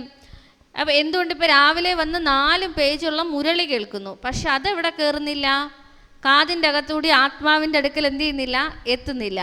അപ്പോൾ ഒന്ന് പരിശോധിച്ച് നോക്കണം, നമ്മുടെ ഇന്ദ്രിയങ്ങൾ യഥാർത്ഥത്തിൽ നമുക്ക് വേണ്ടിയാണോ പ്രവർത്തിക്കുന്നത്, അതോ നമ്മളെ ഇട്ട് ഡിസ്റ്റർബ് ചെയ്യിപ്പിക്കാനാണോ പ്രവർത്തിക്കുന്നത്? അതുകൊണ്ട് പരിശോധിക്കണം, നമ്മളുടെ ഓരോ കർമ്മേന്ദ്രിയങ്ങളും നമുക്ക് വേണ്ടി എപ്പോഴാണോ പ്രവർത്തിക്കുന്നത് അപ്പോൾ മാത്രമേ നമുക്ക് സ്വരാജ്യ അധികാരിയാകാൻ സാധിക്കൂ. शिव बाबा हमें दोस्त के रूप में मिला हुआ है. वो दोस्त कहता है, वो देखता है कि मेरा दोस्त इतना अच्छा राजा था, इतना अच्छा बड़ा, इसको क्या हुआ? कहता है कोई बात नहीं, तुम घबराओ नहीं, मैं तुमको रोज ट्रेनिंग देता हूँ. तुम रात को सोने के लिए मेरे पास आना, मैं तुम्हें ट्रेनिंग देता हूँ, ताकत देता हूँ. तो हमें रोज रात को सोने के लिए बाबा के पास जाना है और उससे पावर लेकर के सवेरे रोज आकर के इंद्रियों से बातें करनी है. ശിവബാബയെ നമുക്ക് കൂട്ടുകാരൻ്റെ രൂപത്തിലാണ് കിട്ടിയിരിക്കുന്നത്. ഇപ്പം ശിവബാബയെ പോലെ ഇത്രയും വലിയൊരു കൂട്ടുകാരൻ വന്നിട്ട് നമ്മളെ നോക്കുമ്പം ബാബ കാണുന്നത് എങ്ങനെയാണെന്നറിയോ? ഇത് എങ്ങനെ രാജാവായിട്ടിരുന്നൊരു കുട്ടിയാ, ഇപ്പോൾ ഈ ആത്മാവിൻ്റെ അവസ്ഥ ഇങ്ങനെ ആയല്ലോ. അതുകൊണ്ടാണ് ദിവസവും ബാബ പറയുന്നത്, രാത്രിയിൽ ഉറങ്ങാൻ നേരത്തെ എൻ്റെ അടുക്കൽ വരണം. രാത്രിയിൽ ഉറങ്ങാൻ നേരത്തെ നേരെ ബാബയുടെ അടുക്കലേക്ക് ചെല്ലുമ്പോൾ ബാബ നമുക്ക് ശക്തികൾ തരും, നമുക്ക് ബാബയുടെ പവർ നിറച്ച് തരും. എന്നിട്ട് നമ്മൾ രാവിലെ വന്നിട്ട് നമ്മളുടെ കർമ്മേന്ദ്രിയങ്ങൾ അതിനനുസരിച്ച് പ്രവർത്തിപ്പിക്കണം. तो जैसे बाबा के पास जाकर के सोए, फिर अमृत वाला करके नीचे आओ और नीचे आकर के सभी इंद्रियों को पहले गुड मॉर्निंग बोलो, हर इंद्रियों को गुड मॉर्निंग बोलो. और फिर 10-15 मिनट 4:45 बजे से लेकर के 5 बजे तक इंद्रियों से बातें करो. कैसे बातें करना है, कैसे दरबार लगाना है, उसके बारे में चर्चा करते हैं. നമ്മൾ ബാബയുടെ അടുക്കൽ പോയി രാത്രിയിൽ കിടന്നുറങ്ങിയിട്ട് അമൃതവേളയും കഴിഞ്ഞിട്ടേ താഴെ വരാവൂ. താഴെ വന്നിട്ട് ഒരു 15 മിനിറ്റ് നമ്മുടെ കർമ്മേന്ദ്രിയങ്ങളോട് സംസാരിക്കണം. ആദ്യം കർമ്മേന്ദ്രിയങ്ങളോട് ഗുഡ് മോർണിംഗ് പറയണം. താഴെ വന്നതിന് ശേഷം 15 മിനിറ്റ് ആ കർമ്മേന്ദ്രിയങ്ങളോട് എങ്ങനെയാണ് സംസാരിക്കേണ്ടത് അതിനെക്കുറിച്ച് നമുക്ക് ഇനി ചർച്ച ചെയ്യാം. सबसे पहले बात करो कान से. हे मेरे कान, तुम मेरे इस राजा के शान हो. अगर तुम ना होते मैं ईश्वरी महावाक्य कैसे सुनता? और मेरा तुम्हारे पर बहुत विश्वास है, इसीलिए मैंने तुमको बॉर्डर पर रखा है. कान का है? बॉर्डर पर है. ആദ്യം അതായത് നമ്മൾ എപ്പോഴാണ് സംസാരിക്കേണ്ടത്? അമൃതവേള കഴിഞ്ഞ് 4:45 മുതൽ 5 വരെയുള്ള സമയത്ത് 15 മിനിറ്റ് കർമ്മേന്ദ്രിയങ്ങളോട് സംസാരിക്കണം. ആദ്യം സംസാരിക്കേണ്ടത് കാതിൻ്റെ അടുത്താണ്. കാതിൻ്റെ അടുത്ത് പറയണം, കാതേ നീ എൻ്റെ അഭിമാനമാണ്. നീ ഈ ശരീരത്തിൽ ഇല്ലായിരുന്നെങ്കിൽ ഞാൻ എങ്ങനെ ബാബയുടെ മഹാവാക്യങ്ങൾ കേൾക്കുമായിരുന്നു? കാതിൻ്റെ അടുത്താണ് ആദ്യം സംസാരിക്കേണ്ടത്. കാരണം അതിർത്തിയിൽ നിൽക്കുന്നത് ആരാ? അതിർത്തിയിൽ നിൽക്കുന്ന കർമ്മേന്ദ്രിയം കാതാണ്. लेकिन हे कान, मैंने तो तुमको विश्वास के साथ बॉर्डर पर रखा है, लेकिन आजकल तो मुझे धोखा दे रहे हैं, मुझे तो पता नहीं था। आज मैं सवेरे अमृतवाला शिव बाबा के पास गया था, मेरे दोस्त के पास गया था। शिव बाबा ने तुम्हारे लिए कुछ इशारे दिए हैं, तुम मेरा खाते हो, मेरे राज्य में रहते हो। क्योंकि कान क्यों जिंदा है? आत्मा ने कमाया हुआ खून सप्लाई होता है। अगर कान थोड़ा डिस्टेंस में यहाँ होता तो जिंदा कैसे रहता है? तुम मेरा खाते हो, मेरे राज्य में मुझे धोखा देते हो। इसलिए हे कान, आज रात को सोने से पहले 10 बजे मैं दरबार लगाने वाला हूँ। अगर तुमने सारा दिन कुछ वेरस सुना, मैं तुमको सजा दूंगा। കാതിൻ്റെ അടുത്ത് കുറച്ച് സ്ട്രിക്റ്റ് ആയിട്ട് തന്നെ സംസാരിക്കണം. കാതിൻ്റെ അടുത്ത് പറയണം, ഹേ കാതേ, നീ എൻ്റെ ശരീരത്തിലിരുന്നു കൊണ്ട് ജീവിക്കുകയാണ്, എന്നിട്ട് നീ എന്നെ ചതിക്കുകയാണല്ലേ. ഞാൻ ഇന്ന് രാവിലെ അമൃതവേളയിൽ എൻ്റെ കൂട്ടുകാരൻ്റെ അടുത്ത് പോയപ്പോഴാണ് കൂട്ടുകാരൻ പറഞ്ഞത് നിന്നെ കുറച്ച് സൂക്ഷിക്കണം എന്ന്. ആ കാതെങ്ങനെയാണ് ജീവിക്കുന്നത്? ആത്മാവ് ഈ ശരീരത്തിനെ നിയന്ത്രിക്കുന്നത് കൊണ്ട്, ആത്മാവ് ഈ ദേഹത്തിന് ശക്തി കൊടുക്കുന്നത് കൊണ്ടുള്ള രക്തം, ബ്ലഡ് ഇവിടെ വന്നിട്ടാണ് കാതിനെ. ഈ കാതിനെ നമ്മൾ ഇവിടെ നിന്ന് മുറിച്ച് മാറ്റിക്കഴിഞ്ഞാൽ പിന്നെ ഇതൊന്നിനും കൊള്ളാത്തൊരു സാധനമാണ്. അപ്പോൾ എൻ്റെ ചോറും തിന്നുകൊണ്ട് എൻ്റെ ശരീരത്തിൽ ഇരുന്നിട്ട് നീ എന്നെ ചതിക്കുകയാണല്ലേ. ഇന്ന് രാത്രിയിൽ ഞാൻ നിൻ്റെ ദർബാർ കൂടുന്നതായിരിക്കും. ഇന്നത്തെ ദിവസം നീ എന്തെങ്കിലും ചതിച്ചിട്ടുണ്ടെങ്കിൽ എന്നെ, അതിനുള്ള തക്കതായ ശിക്ഷ നിനക്ക് ഞാൻ രാത്രിയിൽ തരും. और ये भी नहीं समझना मुझे कुछ पता ही नहीं चलता, मैंने इस शरीर रूपी किले के चारों तरफ से सीसी कैमरे का प्रबंध किया है. ആ കാതിൻ്റെ അടുത്ത് പറയണം, നീ വിചാരിക്കരുത് ഞാൻ അറിയാതെ എന്നെ അങ്ങ് പറ്റിക്കാന്ന്. ഒരിക്കലും നടക്കില്ല. എൻ്റെ ശരീരത്തിൻ്റെ പല ഭാഗത്ത് 4 വശത്ത് ഞാൻ CCTV ക്യാമറ വെച്ചിട്ടുണ്ട്, ഫിറ്റ് ചെയ്തിട്ടുണ്ടെന്ന് പറയണം. आजकल जमाना है ना सीसी कैमरे का. अगर तुमने कुछ गलत सुना है, मुझे सारा पता चलता है, तुमको रात को सजा दूंगा फिर रात को सोने से पहले. CCTV വെച്ചിട്ടുണ്ട്. നീ എന്തെങ്കിലും ആവശ്യമില്ലാത്തത് കേട്ടോണ്ട് വന്ന് എന്നെ എങ്ങാനും പറ്റിക്കാൻ നോക്കിയിട്ടുണ്ടെങ്കിൽ രാത്രിയിൽ നിനക്ക് തക്കതായ ശിക്ഷ ഞാൻ തരുന്നതായിരിക്കും. आगे चलो मुख के पास. हे मुख, तुम भी मेरे इस राज्य की शान हो. अगर तुम ना होते मैं दूसरों को ईश्वरी माओ के कैसे सुनाता, दूसरों से कैसे दुआ लेता. लेकिन कभी कभी तुम किसी का परचिंतन करते हो, किसी का अपमान करते हो. मेरा भाई मेरे से रूठ जाता है, मुझे बददुआएं देता है, हमारे संबंध बिगड़ जाते हैं. अगर तुम किसी का परचिंतन करोगे, अपमान करोगे, मैं तुमको सजा दूंगा. ഇനി അടുത്ത് പിടിക്കേണ്ടത് വായിനെയാണ്. വായിനെ പിടിച്ചിട്ട് പറയണം, എൻ്റെ വായെ, നീ എൻ്റെ ഒരു അഭിമാനമാണ്, നീയും എൻ്റെ രാജ്യത്തിലാണ് ഇരിക്കുന്നത്. പക്ഷേ ഇടയ്ക്കിടയ്ക്ക് നീയും എന്ത് ചെയ്യാറുണ്ട്? എന്നെ ചതിക്കാറുണ്ടെന്ന്. ഞാനാണെങ്കിൽ ഈ വായിലൂടെ ഈശ്വരീയ ജ്ഞാനം മറ്റുള്ളവർക്ക് പറഞ്ഞു കൊടുത്തിട്ടാണ് ആശീർവാദമൊക്കെ ശേഖരിച്ചുകൊണ്ടിരിക്കുന്നത്. അതേ വായിലൂടെ തന്നെ നീ അനാവശ്യമായ കാര്യങ്ങൾ പറഞ്ഞ്, മറ്റുള്ളവരെ കുറിച്ചുള്ള പരദൂഷണം പറഞ്ഞ്, മറ്റുള്ളവരെ അപമാനിച്ച് നീ എന്നെ ചതിക്കാൻ നോക്കിക്കഴിഞ്ഞാൽ രാത്രിയിൽ ദർബാർ കൂടുമ്പം നിനക്ക് ഞാൻ തക്കതായ ശിക്ഷ തരുന്നതായിരിക്കും എന്ന് വായിൻ്റെ അടുത്ത് പറയണം. आगे चलो आंखों के पास है आंखें. मुझे 84 जन्म में बहुत आंखें मिली, लेकिन तुम्हारे जैसे भाग्यशाली आंखें कोई नहीं मिली. क्योंकि तुम्हारे द्वारा मैंने सत्यम शिवम सुंदरम परमात्मा को देखा है, जिसको देखने के लिए दुनिया की आंखें तरस रहे हैं. और तुमने उसको घंटों तक 5-5, 6-6 बार उस परमात्मा को सामने देखा है, खाते हुए देखा है, चलते हुए देखा है, मुस्कुराते हुए देखा है. तो क्या उस प्रभु को देखने बाद तुम्हारा पेट नहीं भरा? तुम इस दुनिया की गंदी बातें, व्यर्थ बातें क्यों देखते हो? अगर देखेगा मैं तुमको सजा दूंगा. ഇനി അടുത്തത് കണ്ണിൻ്റെ അടുക്കൽ. കണ്ണിൻ്റെ അടുക്കൽ എങ്ങനെയാണ് സംസാരിക്കേണ്ടത്? ഹേ കണ്ണേ, എനിക്ക് 84 ജന്മങ്ങളിൽ എത്ര കണ്ണ് കിട്ടി? ഇത്രയും കണ്ണുകൾ കിട്ടി. പക്ഷെ എനിക്ക് കിട്ടിയതിൽ വെച്ച് ഏറ്റവും ഭാഗ്യശാലിയായ കണ്ണ് ഈ കണ്ണുകളാണ്. എന്തുകൊണ്ടാണ്? കാരണം ഈ കണ്ണുകളിലൂടെ ഞാൻ മണിക്കൂറുകളോളം സത്യം, ശിവം, സുന്ദരമായ പരമാത്മാവിനെ കണ്ടുകൊണ്ടിരിക്കുകയാണ്. എത്ര മണിക്കൂർ പരമാത്മാവ് നടക്കുന്നത് കണ്ടിട്ടുണ്ട്, പരമാത്മാവ് കഴിക്കുന്നത് കണ്ടിട്ടുണ്ട്, പരമാത്മാവ് ചെയ്യുന്ന ഓരോ കാര്യങ്ങളും ഞാൻ ഈ കണ്ണിലൂടെയാണ് കണ്ടുകൊണ്ടിരിക്കുന്നത്.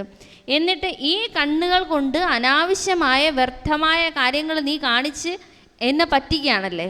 അങ്ങനെ എങ്ങാനും ചെയ്തിട്ടുണ്ടെങ്കിൽ ദർബാർ കൂടുമ്പം നിനക്ക് ഞാൻ തക്കതായ ശിക്ഷ തരുന്നതായിരിക്കും എന്ന് കണ്ണിൻ്റെ അടുക്കൽ പറയണം. आगे चलो पाँव के पास. हे पाँव, तुम भी मेरे इस राज्य की शान हो. अगर तुम ना होते मैं सेवा करने के लिए कैसे जाता? सेवा की हाथ ने कर मना सेवा की, आदि दुआ तुमको मिल जाती है. मुख ने भाषण किया, आदि दुआ तुमको मिल जाते हैं. पाँव को क्यों? पाँव क्या करता है? घुटने के ऊपर पूरा शरीर को उठा कर लेके आता है. इसीलिए कोई भी व्यक्ति घर में आता है उसके चरण छूते हैं, चरण में आत्मा नहीं है, लेकिन क्यों छुआ? क्योंकि आत्मा को लाने का वही निमित्त. അടുത്തത് സംസാരിക്കേണ്ടത് പാദം, കാലിൻ്റെ അടുക്കലാണ്. കാലാണെങ്കിൽ എന്താ ചെയ്യുന്നത് പരിപാടി? കാലാണല്ലോ നമ്മളുടെ ഈ ശരീരത്തിനെ മൊത്തം നടത്തിച്ചുകൊണ്ടിരിക്കുന്നതാണ്. ഇപ്പം കണ്ണുകളിലൂടെയാണ് നമ്മൾ സേവനം ചെയ്യുക. ഇപ്പം സേവനം ചെയ്യാൻ എവിടെയെങ്കിലും പോകണമെന്ന് വെച്ചോളൂ, കാലുണ്ടെങ്കിലല്ലേ പോകാൻ പറ്റൂ. വായ കൊണ്ട് സേവനം ചെയ്യുന്നു, കൈകൾ കൊണ്ട് സേവനം ചെയ്യുന്നു, പക്ഷെ അതിൻ്റെ പകുതി ആശീർവാദവും പോകുന്നത് ആർക്കാ? കാലുകൾക്കാണ്. അതുകൊണ്ടാണ് സാധാരണ കണ്ടിട്ടില്ലേ, ആരെങ്കിലും നല്ല കാര്യങ്ങൾ ചെയ്താൽ നമ്മൾ കാല് തൊട്ടാണ് നമസ്കരിക്കുന്നത്. കാലിൽ ആത്മാവില്ല, ആത്മാവിരിക്കുന്നത് ഇവിടെയാണ്. പക്ഷെ കാല് തൊട്ട് നമസ്കരിക്കുന്നത് എന്തുകൊണ്ടാണ്? കാല് അത്രയും പ്രധാനപ്പെട്ടൊരു കാര്യമായതുകൊണ്ടാണ്. लेकिन कभी कभी हे पाँव तुम परचिंतन करने के लिए भी लेके जाते हो. परचिंतन क्या? मुख ने आधा पाप तुम्हारे पर चढ़ा. मुख ने, आंखों ने फिल्म देखी, आधा पाप तुमने किया. अगर तुम कहता नहीं नहीं मैं राजा को ईमानदार, मुझे नहीं जाना, तो मुख कहेगा मैं जाता हूँ, अकेला जाता हूँ, जाएगा. इसीलिए हे पाँव तुम्हें कई के तरफ गलत लेके जाएगा, मैं तुमको सजा दूंगा. പക്ഷേ പാദങ്ങളെ നീ എന്ത് ചെയ്യാറുണ്ട്? ഇടയ്ക്കിടയ്ക്ക് വായ പറയും വാ വരദൂഷണം പറഞ്ഞിട്ട് വരാമെന്ന്. അപ്പം കാലും കൊണ്ട് നീയാണല്ലോ കൊണ്ടുപോകുന്നത്. ഇടയ്ക്കിടയ്ക്ക് പറയും കണ്ണ് പറയും വാ സിനിമ കാണാമെന്ന്. കാലും കൊണ്ട് പോണതാരാ? അല്ല, ഈ ശരീരം കൊണ്ട് പോണതാരാ? കാലാണ്. അഥവാ നീ പറഞ്ഞിരുന്നെങ്കിലോ നിൻ്റെ കണ്ണിൻ്റെ അടുത്തും വായിൻ്റെ അടുത്തും ഒക്കെ ഇല്ല ഇല്ല ഞാൻ എൻ്റെ രാജാവിനെ ചതിക്കില്ല എന്ന് പറഞ്ഞിരുന്നെങ്കിൽ കണ്ണിനിറങ്ങി അങ്ങ് പോകാൻ പറ്റുമോ? ഇല്ല. വായിക്കിറങ്ങിപ്പോയിരുന്ന് പരദൂഷണം പറയാൻ പറ്റുമോ? ഇല്ലല്ലോ. അതുകൊണ്ട് നീ ഈ കണ്ണുകൊണ്ട് എന്തെങ്കിലും തെറ്റ് ചെയ്യാൻ വേണ്ടി കാലും കൊണ്ട് പോവുകയാണ് എങ്കിൽ കണ്ണ് ചെയ്യുന്നതിൻ്റെ പകുതി തെറ്റിൻ്റെ ഫലം ആർക്ക് കിട്ടും? നിനക്ക് കിട്ടും. എവിടെയെങ്കിലും നടന്നു പോയിരുന്ന ആരുടെയെങ്കിലും പരദൂഷണം പറഞ്ഞാൽ വായയ്ക്ക് പകുതി നിനക്ക് പകുതി. അതുകൊണ്ട് കാല് മര്യാദയ്ക്കിരിക്കുമെന്ന് പറഞ്ഞ് കാലിനെ എന്ത് ചെയ്യണം? ശ്രദ്ധിക്കണം. आज कई माताएं कहते मेरे को कोई रिगार्ड देता ही नहीं, मेरे को कोई रिस्पेक्ट क्यों नहीं देता? जिसकी इंद्रिय आत्मा को रिगार्ड नहीं देती उसको कोई रिगार्ड रिस्पेक्ट नहीं देता. इसीलिए हर इंद्रिया आत्मा के रिगार्ड दें, रिस्पेक्ट दें, श्रीमत प्रमाण चले, तब आपके अंदर परिवर्तन आएगा. ഒരു മാതാജി പറയണേ, എന്നെ ആരും ബഹുമാനിക്കാറേ ഇല്ല. എന്തുകൊണ്ട് ബഹുമാനിക്കുന്നില്ല? ആദ്യം നിങ്ങളുടെ കർമ്മേന്ദ്രിയങ്ങൾ നിങ്ങളെ ബഹുമാനിക്കാൻ പഠിക്കട്ടെ. നിങ്ങളുടെ ഓരോ കർമ്മേന്ദ്രിയങ്ങളും നിങ്ങൾ ആത്മാവിനെ ബഹുമാനിക്കുകയാണ് എങ്കിൽ തീർച്ചയായിട്ടും മറ്റുള്ളവർ നിങ്ങളെ തീർച്ചയായിട്ടും ബഹുമാനിച്ചിരിക്കും. इसलिए बाबा कहते बच्चे स्वयं को निर्विघ्न बनाओ, सेंटर को निर्विघ्न बनाओ, परिवार को निर्विघ्न बनाओ. ना झोन क्यों नहीं? ये निर्विघ्न का आधार है हर इंद्रिया हमारे अनुशासन में चले. അതുകൊണ്ടാണ് ബാബ പറയുന്നത് കുട്ടികളെ സ്വയം നിർവിഘ്നമാകൂ, കുടുംബത്തെ സെൻറ്ററിനെ നിർവിഘ്നമാക്കൂ, നിങ്ങളുടെ പരിവാരത്തിന് നിർവിഘ്നമാക്കൂ. ഈ നിർവിഘ്നമാകുന്നതിൻ്റെ ആധാരം എന്താ? നിർവിഘ്നമാകുക എന്ന് പറഞ്ഞാൽ അർത്ഥം ഓരോ കർമ്മേന്ദ്രിയങ്ങളും നിങ്ങൾ പറയുന്നത് അനുസരിച്ച് നടക്കണം. ये अखंड राज्य, अखंड आत्मा का शासन बॉडी पर है, तब जाकर के संभव है. ഈ ശരീരത്തിൽ നിരന്തരമായിട്ട് ആത്മാവിൻ്റെ ഭരണം നടക്കുമ്പോൾ മാത്രമേ ഈ പറഞ്ഞ നിർവിഘ്ന അവസ്ഥ സാധിക്കൂ. विघ्न 4 प्रकार के हैं. एक जिन लोगों के बीच में रहते हैं उन लोगों के तरफ से आने वाला विघ्न. വിഘ്നങ്ങൾ തന്നെ 4 പ്രകാരത്തിൽ വരും. ഏതൊക്കെയാ? നമ്മൾ ആരുടെ കൂടെയാണോ താമസിക്കുന്നത് അവരിൽ നിന്ന് നമുക്ക് വിഘ്നങ്ങൾ വരും. दूसरा विघ्न है प्रकृति का विघ्न. गर्मी बढ़ेगी, सर्दी बढ़ेगी, योग नहीं लगेगा. രണ്ടാമത്തെ വിഘ്നം പ്രകൃതിയുടെ ഭാഗത്ത് നിന്ന്. ചിലപ്പോൾ ചൂട് കൂടുതൽ, ചിലപ്പോൾ തണുപ്പ് കൂടുതൽ, യോഗം ചെയ്യാനിരുന്ന യോഗം കിട്ടുന്നില്ല, പ്രകൃതി കൊണ്ടുവരുന്ന വിഘ്നങ്ങളുണ്ട്. और तीसरा विघ्न है पुराने संस्कार जागृत होते हैं, ये विघ्न. മൂന്നാമത്തെ വിഘ്നമാണ് പഴയ സംസ്കാരങ്ങൾ ഉണർന്നു വരും, അതും വിഘ്നമാണ്. और चौथा विघ्न है इंद्रियों का विघ्न. इन चारों में से सबसे खतरनाक का विघ्न है इंद्रियों का. നാലാമത്തേതാണ് ഇന്ദ്രിയങ്ങൾ കൊണ്ടുവരുന്ന വിഘ്നം. ഈ പറഞ്ഞ 4 പ്രകാരത്തിലുള്ള വിഘ്നങ്ങളിൽ ഏറ്റവും ഭയാനകരമായ വിഘ്നം നമ്മുടെ കർമ്മേന്ദ്രിയങ്ങൾ കൊണ്ടുവരുന്ന വിഘ്നമാണ്. अगर आप कर्मेंद्रिय जीत हैं, लोग आपका अपमान करे, निंदा करे, ग्लानि करे, कोई असर नहीं पड़ेगा. आप उसमें निर्विघ्न बन सकते हैं. നിങ്ങൾ കർമ്മേന്ദ്രിയങ്ങളെ ജയിച്ചവരാണെന്ന് വെച്ചോളൂ. നിങ്ങൾ ഒരാൾ വന്ന് ഇൻസൾട്ട് ചെയ്യാണ്, നിങ്ങൾ ഒരുപാട് ചീത്ത പറയാണ്, നിങ്ങൾക്കൊന്നും തോന്നില്ല. കാരണം നിങ്ങൾ ഇന്ദ്രിയങ്ങളെ ജയിച്ചവരാണ്. प्रकृति कितना भी गर्मी बढ़े, सर्दी बढ़े, अगर इंद्रियों जीत हैं तो आपको उसका प्रकृति का भी विघ्नों का कोई असर नहीं पड़ेगा। നിങ്ങൾക്ക് ഇപ്പോൾ പ്രകൃതി വിഘ്നം കൊണ്ടുവരികയാണ്, ഭയങ്കര ചൂട്, ഭയങ്കര തണുപ്പ്. നിങ്ങൾ ഇന്ദ്രിയങ്ങളുടെ മേലെ ജയിച്ചവരാണെങ്കിൽ പ്രകൃതിയുടെ ഒരു പ്രഭാവവും നിങ്ങളുടെ മേലെ വരില്ല. अगर आप इंद्रियों जीते संस्कार का विघन भी कुछ नहीं करेगा. ഇന്ദ്രിയ ജീത്താണെങ്കിൽ സംസ്കാരങ്ങൾ വഴി വരുന്ന വിഘ്നങ്ങളും നിങ്ങളൊന്നും ചെയ്യില്ല. तो इसीलिए सबसे खतरनाक विघन इंद्रियों का, इसलिए अगर इंद्रियों जीत हैं तो निर्विघन स्थिति आपकी बन सकती है.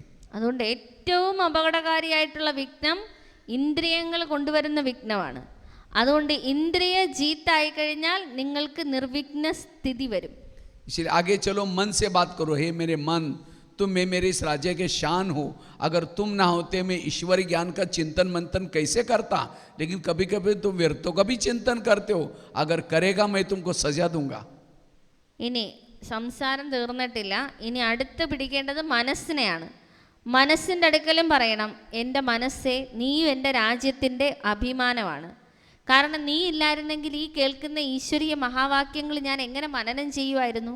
പക്ഷെ എന്നാലും ഇടയ്ക്കിടയ്ക്ക് നീ ആവശ്യമില്ലാത്ത ചിന്തകൾ എന്തിനാ മനസ്സിൽ കൊണ്ടുതരുന്നത്? ഇനി എങ്ങാനും വല്ല ആവശ്യമില്ലാത്ത ചിന്തകളും എൻ്റെ മനസ്സിൽ കൊണ്ടുവന്നിട്ടുണ്ടെങ്കിൽ നിനക്ക് ഞാൻ തക്കതായ ശിക്ഷ തന്നിരിക്കും. आगे चलो बुद्धि के पास. हे बुद्धि, मैंने सभी इंद्रियों में से चुन करके तुमको मंत्री बनाया. बुद्धि कौन सा मंत्री है?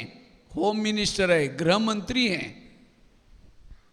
അടുത്ത ബുദ്ധിയോട് സംസാരിക്കണം. ബുദ്ധിയുടെ അടുത്ത് പറയണം, എൻ്റെ ബുദ്ധി, എല്ലാ ഇന്ദ്രിയങ്ങളിൽ നിന്നും തെരഞ്ഞെടുത്ത് ഞാൻ നിന്നെ മന്ത്രിയാക്കി.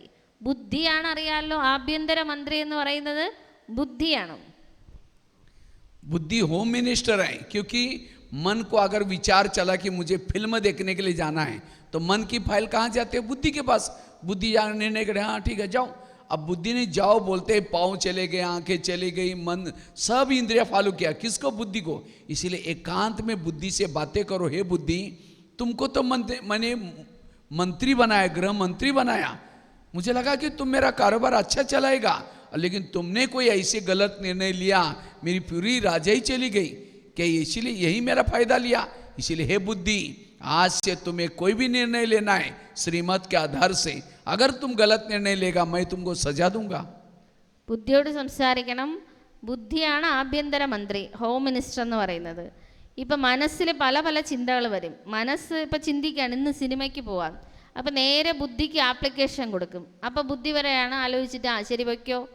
ബുദ്ധി പറഞ്ഞ കേട്ടിട്ടാണ് പിന്നെ കാല് പോകുന്നത്, കണ്ണ് പോകുന്നത്, വായ പോകുന്നത്. അപ്പോൾ ബുദ്ധി എന്ത് പറയുന്നുവോ അതാണ് ഈ മുഴുവൻ കർമ്മേന്ദ്രിയങ്ങളും ഫോളോ ചെയ്യുന്നത്. അതുകൊണ്ട് ബുദ്ധിയോട് പറയണം, നിന്നെ ഞാൻ ഇവരുടെ എല്ലാവരുടെ ഇടയിൽ നിന്ന് സെലക്ട് ചെയ്ത് ഇങ്ങനെ വലിയ മന്ത്രിയാക്കി ഇരുത്തിയിട്ട് നീ എന്നെ ചതിക്കുകയാണല്ലേ. ഇതിനാണോ ഞാൻ നിന്നെ സെലക്ട് ചെയ്ത് ഇത്രയും വലിയ സ്ഥാനത്തിരുത്തിയത്? അതുകൊണ്ട് നീ മര്യാദയ്ക്ക് ശ്രീമത്ത് അനുസരിച്ച് നടന്ന് മറ്റ് കർമ്മേന്ദ്രിയങ്ങളിലെയും കൂടി എന്ത് ചെയ്യണം? ശ്രീമത്ത് അനുസരിപ്പിക്കണം. ये है सो परिवर्तन का पुरुषार्थ. तो राजा बनने के लिए हाथ खड़ा किया था, हमको राजा बनना है, तो ये मेहनत कर रहे हैं सभी. ഇതാണ് സ്വപുരുഷാർത്ഥം ചെയ്യാനുള്ള രീതി. രാജാവാകണമെന്ന് ചോദിച്ചപ്പോൾ എല്ലാവരും കൈ ഉയർത്തിയില്ലേ? എങ്കിൽ ഇതെല്ലാം നമ്മൾ ഈ പരിശ്രമങ്ങളെല്ലാം നമ്മൾ ചെയ്താലേ രാജാവാകാൻ പറ്റൂ. ये है, और ये पुरुषार्थ ब्रह्मा बाबा ने किया, दादियों ने किया. इसीलिए आज इतना महारथी तक पहुंचे, इतना ऊंचा पद प्राप्त किया. ഈ പുരുഷാർത്ഥമാണ് ബ്രഹ്മാബാബ ചെയ്തത്, ദാദിമാർ ചെയ്തത്. അതുകൊണ്ടാണ് അവർ ഇത്രയും ഉയർന്ന നിലയിൽ, ഇത്രയും വലിയ സ്ഥിതിയിൽ എത്തിച്ചേർന്നത്. इससे काम क्रोध जो दुश्मन अटैक करते हैं हमारे बॉडी के ऊपर, ये अटैक नहीं करेंगे. इसीलिए हर इंद्रियों की लगाम अपने हाथ में रखो. ऐसे नहीं कि इंद्रिय इधर उधर देखते रहे, लगाम ढीली हो गई तो आपको घोड़ा क्या करेगा? नीचे गिरा देगा, पराजय हो जाएंगे. അതുകൊണ്ട് ഈ പറഞ്ഞ പുരുഷാർത്ഥം നമ്മൾ ചെയ്തില്ല എങ്കിൽ കാമം, ക്രോധം, മോഹം ഇതെല്ലാം നമ്മളെ അറ്റാക്ക് ചെയ്യും. ഇന്ദ്രിയങ്ങൾ യഥാർത്ഥത്തിൽ കുതിരകളാണ്. കുതിരയുടെ ലഗാം കടിഞ്ഞാൻ നമ്മളുടെ കയ്യിലുണ്ടായിരിക്കണം. ഇപ്പോൾ കുതിരയുടെ കടിഞ്ഞാൻ നമ്മുടെ കയ്യിലില്ല, കുതിര ഒന്ന് അങ്ങോട്ട് പോകുന്നു, ഒന്ന് ഇങ്ങോട്ട് പോകുന്നെങ്കിൽ നിങ്ങൾ വഴിയിൽ കിടക്കും, മറിഞ്ഞു കിടക്കും വഴിയിൽ. आज हमारे असफलता का कारण है इंद्रियों की अधीनता. इसीलिए स्वराज्य अधिकारी बनने का पुरुषार्थ करना है. നമ്മളുടെ ജീവിതത്തിൽ സഫലത വരാത്തതിൻ്റെ കാരണം തന്നെ നമ്മൾ ഇന്ദ്രിയങ്ങൾക്ക് അധീനമായി ജീവിക്കുന്നത് കൊണ്ടാണ്. ये हो गया सवेरे का दरबार. अब रात को सोने से पहले फिर दरबार लगा दो. അതുകൊണ്ട് സ്വരാജ്യ അധികാരിയാകാനുള്ള പുരുഷാർത്ഥം ചെയ്യണം. നേരത്തെ പറഞ്ഞത് അമൃതവേള കഴിഞ്ഞിട്ട് 4:45 മുതൽ 5 മണി വരെ കൂടേണ്ട സഭയാണ്. ഇനി രാത്രിയിൽ ഉറങ്ങുന്നതിന് മുമ്പ് അടുത്ത സഭ വിളിച്ചു കൂട്ടണം. रात को 10 बजे सभी इंद्रियों से बातें करो. सबसे पहले बात करो कान से. हे कान, आज तुम्हारा सारा दिन का चार्ट कैसा रहा? तुम्हारा बहुत बहुत धन्यवाद.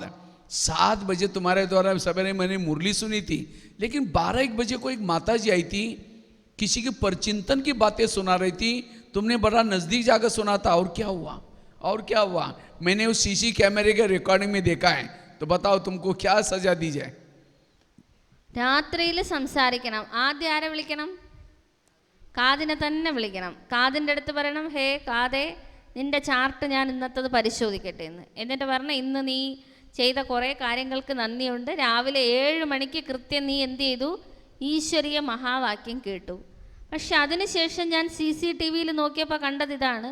10-11 മണിയായപ്പോൾ ഒരു മാതാജി വന്ന് അവരെന്തോ പരദൂഷണം പറഞ്ഞു. അപ്പം നീ പതുക്കെ പതുക്കെ കാതും കൊണ്ട് അങ്ങോട്ട് ചെന്നു. നീ എന്തിനത് കേട്ട്? നീ അതിന് എന്തിന് കേട്ടു? നീ അത് കേട്ടതിന് നിനക്ക് ഞാൻ തക്ക ശിക്ഷ തരുന്നതായിരിക്കും. सजा मतलब ये नहीं कि कैंची लेकर के कान को काट करके फेंक दो. ശിക്ഷ എന്ന് പറഞ്ഞാൽ ഉടനെ തന്നെ കത്രിക എടുത്ത് ചെവി കട്ട് ചെയ്ത് കാതങ്ങ് കളയുക, അതല്ല ശിക്ഷ. ये शिक्षा नहीं दो. कौन सी शिक्षा दो? दोबारा मुरली सुनो. हाँ, क्योंकि जिस कान में ज्ञान की कमी है वही परचिंतन की बातें सुन लेते हैं. उसको सजा कौन सी दिया? दोबारा मुरली सुनो. ശിക്ഷ എന്താ കൊടുക്കേണ്ടത്? കാതിനെ ഇരുത്തി മുരളി കേൾപ്പിക്കണം. നേരത്തെ മുരളി കേട്ടിട്ട് ഒന്നും റെഡിയായില്ല, പരചിന്തനത്തിന് പോയി. അതിൻ്റെ ശിക്ഷയായിട്ട് നീ ഒരിക്കൽ കൂടെ ഈ കാത് കൊണ്ടിരുന്ന് എന്ത് കേൾക്കാൻ? മുരളി കേൾക്കാൻ. ഇതാണ് ചെയ്യേണ്ട. കത്രി എടുത്ത് കാത് കട്ട് ചെയ്ത് കളയരുത്. आगे चलो मुख्य पास. मुख तुम्हारा चार्ट कैसा रहा? समझो कान ने दरवाजा खोला तो कम से कम अपनी ड्यूटी तो ठीक करनी चाहिए. तुमने अपनी दरवाजा बंद रखना चाहिए था. तुमने भी बोलो वो बहन जी ऐसे, वो भाई जी ऐसे, उसने ऐसा किया, इसीलिए तुम्हारे लिए सजा. कौन सी? कल के दिन तुम्हारा कारोबार बंद. मुख मौन है, मुख की सजा. ഇനി അടുത്ത് വായനെ വിളിക്കണം. വായൻ്റെ അടുത്ത് പറയണം, നിന്റെ ചാർട്ട് ഞാൻ നോക്കട്ടെ. ശരി, ചെവി അതിന് തോന്നിയ പോലെ ചെയ്ത്. നീയെങ്കിലും നിന്റെ ഡ്യൂട്ടി നോക്കണ്ടേ? നീ എന്ത് ചെയ്തു? ഉടനെ ആ പരദൂഷണം കേട്ടപ്പോൾ ഇരുന്ന് സപ്പോർട്ട് ചെയ്ത്, ആ മാതാജി അങ്ങനെ തന്നെ, ആ ബ്രദർ അങ്ങനെ തന്നെ. നീ ഇങ്ങനെ പറഞ്ഞത് കാരണം നിനക്കുള്ള ശിക്ഷ ഇതാണ്. നാളെ നിൻ്റെ എല്ലാ പരിപാടികളും റദ്ദ്. നാളെ നിനക്ക് വായ തുറക്കാനേ പാടില്ല. മൗനം. മുഖത്തിന് കൊടുക്കേണ്ട ശിക്ഷ എന്താ? വായ്ക്ക് കൊടുക്കേണ്ട ശിക്ഷ അടച്ചു വയ്ക്കണം, മൗനം പാലിക്കണം. ये है राजा. तो राजा बनना हमें इस इंद्रियों का राजा बनना है. और जो इंद्रियों का राजा संगमिक में बनता है वो भविष्य का राजा बन जाता है. ഇതാണ് രാജാവാകുക എന്ന് പറയുന്നത്. രാജാവാകുക എന്ന് പറഞ്ഞാൽ ഇന്ദ്രിയങ്ങളുടെ മേലെ രാജാവാകണം. സംഗമയുഗത്തിൽ ആരാണോ തൻ്റെ ഇന്ദ്രിയങ്ങളുടെ മേലെ രാജാവാകുന്നത് അവർ ഭാവിയിൽ രാജ്യാധികാരിയാകും. और जिसकी इंद्रियां अपनी अपनी ड्यूटी एक्यूरेट करती हैं वही भ्रुकुटी के आसन पर बैठ सकता है, निश्चिंत होकर के बैठ सकता है, खुशी से बैठ सकता है. ഏത് ആത്മാവിൻ്റെ ഇന്ദ്രിയങ്ങളാണോ അവരവരുടെ ഡ്യൂട്ടി കൃത്യമായിട്ട് ചെയ്യുന്നത്, ആ ആത്മാവ് ഒരു ടെൻഷനും ഇല്ലാതെ ഇവിടെ തന്നെ ഇരിക്കും, സന്തോഷത്തോടെ ഇരിക്കും. कोई विकार नहीं आएंगे, कोई बुरे पुराने संस्कार नहीं आएंगे. वो सदा विजयी आत्मा, वो सदा सुखी है. അവർക്ക് ഒരു വികാരങ്ങളും വരില്ല, ഒരു പഴയ സംസ്കാരങ്ങളും വരില്ല. അവർ സദാ വിജയി ആത്മാവായിരിക്കും, സദാ സുഖികളായിരിക്കും. सदा उसके भ्रुकुटी में विजय का तिलक लगा रहेगा, आत्मिक स्मृति रहेगी. സദാ അവരുടെ ഭ്രുകുടിയിൽ വിജയത്തിൻ്റെ തിലകം, ആത്മസ്മൃതിയുടെ തിലകം ജ്വലിച്ചുകൊണ്ടേയിരിക്കും. क्योंकि राजाओं की भी कुछ निशानी होती है. राजा उसको कहा जाता है जिस शहर में रहता है सब लोग उसका कहना मानते हैं. अगर राजा का कोई कहना नहीं मानता और राजा किस चीज़ का राजा का नहीं मानते, राजा उसको फांसी देता है. നമുക്ക് രാജാവെന്ന് പറഞ്ഞാൽ എന്താ അർത്ഥം? രാജാവെന്ന് പറഞ്ഞു കഴിഞ്ഞാൽ രാജാവ് ഏത് നാട്ടിലാണോ ഭരിക്കുന്നത് ആ നാട്ടിലുള്ളവർ മുഴുവനും രാജാവ് പറയുന്ന കേൾക്കണം. അല്ല, രാജാവ് പറയുന്നത് ആരും കേൾക്കുന്നില്ലെങ്കിൽ പിന്നെ അയാൾ എന്ത് രാജാവ്? ഇനി ഒരിടത്ത് രാജാവ് പറയുന്നത് ആരെങ്കിലും അനുസരിക്കുന്നില്ലെങ്കിൽ ഉടനെ തന്നെ അയാളെ വല്ല തൂക്കുമരത്തിലും കയറ്റും. तो ऐसे हम इस शरीर रूपी देश में रहते हैं, हर इंद्रिय हमारा कहना माने, नहीं मानते उसको सजा दें, वो है राजा। അതേപോലെ ഞാൻ ആത്മാവ് ഈ ശരീരത്തിൻ്റെ മേലെ രാജാവാണ്. അതുകൊണ്ട് ഈ ശരീരത്തിലെ ഓരോ കർമ്മേന്ദ്രിയങ്ങളും ഞാൻ പറയുന്നത് കേൾക്കണം. ഇനി കേട്ടില്ല എങ്കിൽ തക്കതായ ശിക്ഷയും കൊടുക്കണം. अधीन वाला कभी अधिकारी नहीं बन सकता. അധീനമാകുന്നവർക്ക് ഒരിക്കലും അധികാരിയാകാൻ പറ്റില്ല. दूसरी राजा की निशानी है, राजा दानी होता है, राजा के घर से कोई खाली नहीं जाता. അതുകൊണ്ട് രാജാവിൻ്റെ ഒരു അടയാളമുണ്ട്, രാജാവ് ദാനിയായിരിക്കും. രാജാവിൻ്റെ അടുക്കൽ ആര് വന്നാലും അവർ കാലിയായിട്ട് പോവില്ല. तो आप लोगों ने हाथ खड़ा किया था, हम राजा बनने वाले हैं, तो आप इतना दान करते हैं? നിങ്ങൾ കൈപൊക്കിയില്ലേ ഞാൻ രാജാവാകുമെന്ന്? നിങ്ങൾ പറഞ്ഞേ നിങ്ങൾ അതുപോലെ ദാനിയാണോ? ദാനം ചെയ്യാറുണ്ടോ? ഇത്രയും ദാനം ചെയ്യാറുണ്ടോ? कोई पड़ोसी ने रोज घंटी बजा करके कहते हैं देवी आओ मुझे दर्शन दो, देवी दो शब्द भी नहीं बोलती उसको. हाँ, कंजूस है. നോക്കൂ, ഇപ്പം അയൽപക്കക്കാരൻ ഡെയിലി മണിയടിച്ച് പ്രാർത്ഥിച്ചുകൊണ്ടിരിക്കുകയാണ്, ദേവി എനിക്ക് ദർശനം തരണേ, ദർശനം തരണം. ദേവിയാണെങ്കിൽ ഇപ്പുറത്ത് ഒന്നും ചെയ്യുന്നില്ല. അങ്ങനത്തെ കഞ്ചൂസ് ദേവിയാ? यहाँ से कोचिन जा रहे हैं ट्रेन में, बाजू में कोई बैठा, एक शब्द भी नहीं सुनाया, कंजूस है. നമ്മൾ ഇവിടുന്ന് ട്രെയിനും പിടിച്ച് കൊച്ചിയിൽ പോയി. തൊട്ടടുത്ത് കുറെ അജ്ഞാനികൾ ഇരിപ്പുണ്ടായിരുന്നു. വായ തുറന്ന് ഒരു ജ്ഞാനം പോലും അവർക്ക് കൊടുത്തില്ല. അവര് ദാനിയാ? कितना खजाना है. अगर ऐसे स्थूल नहीं सुना सकते, मनसा से दो. बाबा इस आत्मा का कल्याण करना, देने के संस्कार चाहिए. जो देता है वो देवता है, जो देता नहीं देवता कैसे बनेगा? നിങ്ങളുടെ അടുക്കൽ എത്ര ഖജനാവുണ്ട്. നിങ്ങൾക്ക് വായ തുറന്ന് ജ്ഞാനം പറഞ്ഞു കൊടുക്കാൻ അറിയില്ലെങ്കിൽ നിങ്ങൾ മനസ്സാ സേവനം ചെയ്യും. നിങ്ങൾ പറയും ബാബ ഈ ആത്മാവിൻ്റെ മംഗളം ഉണ്ടാകട്ടെ എന്ന്. ആരാണോ കൊടുക്കുന്നത്, കൊടുക്കുന്നതിൻ്റെ സംസ്കാരം ഉള്ളത്, അവരാണ് ദേവതയാകുന്നത്. കൊടുക്കാത്തവരൊരിക്കലും ദേവതയാകില്ല. इसलिए जो जो चीज देता है वही चीज उसको. कहीं को क्या लगता है ब्रह्मा कुमारी में आए हमें सब कुछ मिलने वाला है, ये हमारी गलत फहमी है. അതുകൊണ്ട് ആര് എന്ത് മറ്റുള്ളവർക്ക് കൊടുക്കുന്നു അവർക്കത് തിരിച്ചു കിട്ടും. ചിലർ ചിന്തിക്കുന്നത് എന്താ, ഞാൻ ബ്രഹ്മകുമാരീസിൽ വന്നു ഇനി എല്ലാം എനിക്ക് കിട്ടണം. ഇത് തെറ്റായ ചിന്തയാണ്. एक स्टोरी सुनाता हूँ. एक बहू थी, वो शादी से पहले बहुत दान पुण्य करते हैं, लेकिन जब उसकी शादी हुई दान पुण्य नहीं करती. उसकी शादी एक सेठ जी के घर में हुई थी. वो थे सेठ जी लेकिन थे कंजूस, कभी कुछ देते नहीं हैं. तो एक दिन वो महल के बाहर बैठे थे, ससुर बैठा था, सास बैठी थी, बहू बैठी थी. इतने में एक सन्यासी आया, कहा कि मुझे भिक्षा चाहिए. वो बहू क्या बोलते, मैं खुद बासी खाती और भूखी सोती हूँ, तुमको कहाँ से दूँ? सास को तो बड़ा गुस्सा आया. ഒരു കഥ പറയാവേ. അതായത് ഒരു പെൺകുട്ടി കല്യാണത്തിന് മുമ്പ് ഒരുപാട് ദാനപുണ്യം ചെയ്യുമായിരുന്നു, കല്യാണത്തിന് ശേഷം ഒന്നും ചെയ്യില്ലായിരുന്നു.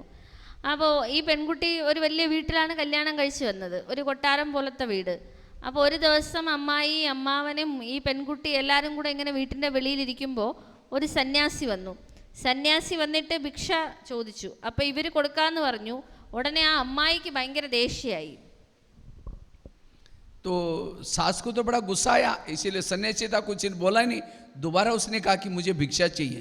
दोबारा बहू कहते सुना नहीं तुमने, मैं खुद बासी खाती और भूखा से दूँ, तुमको कहाँ से दूँ? सन्यासी चला गया.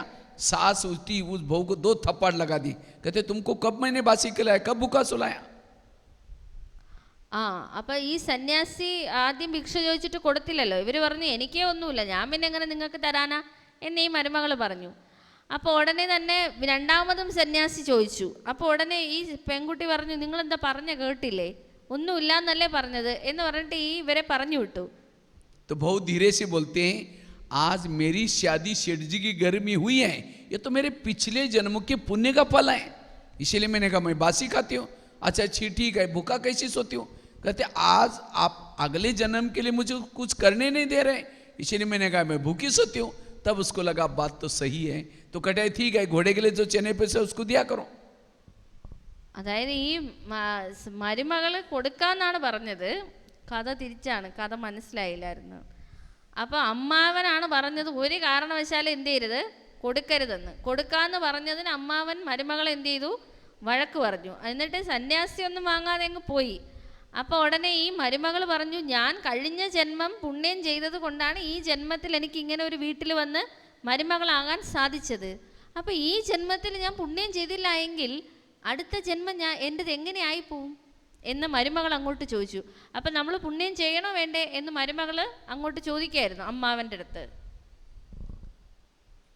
इसी तरह कहीं हम बासी खा करके भूखा तो नहीं सो रहे.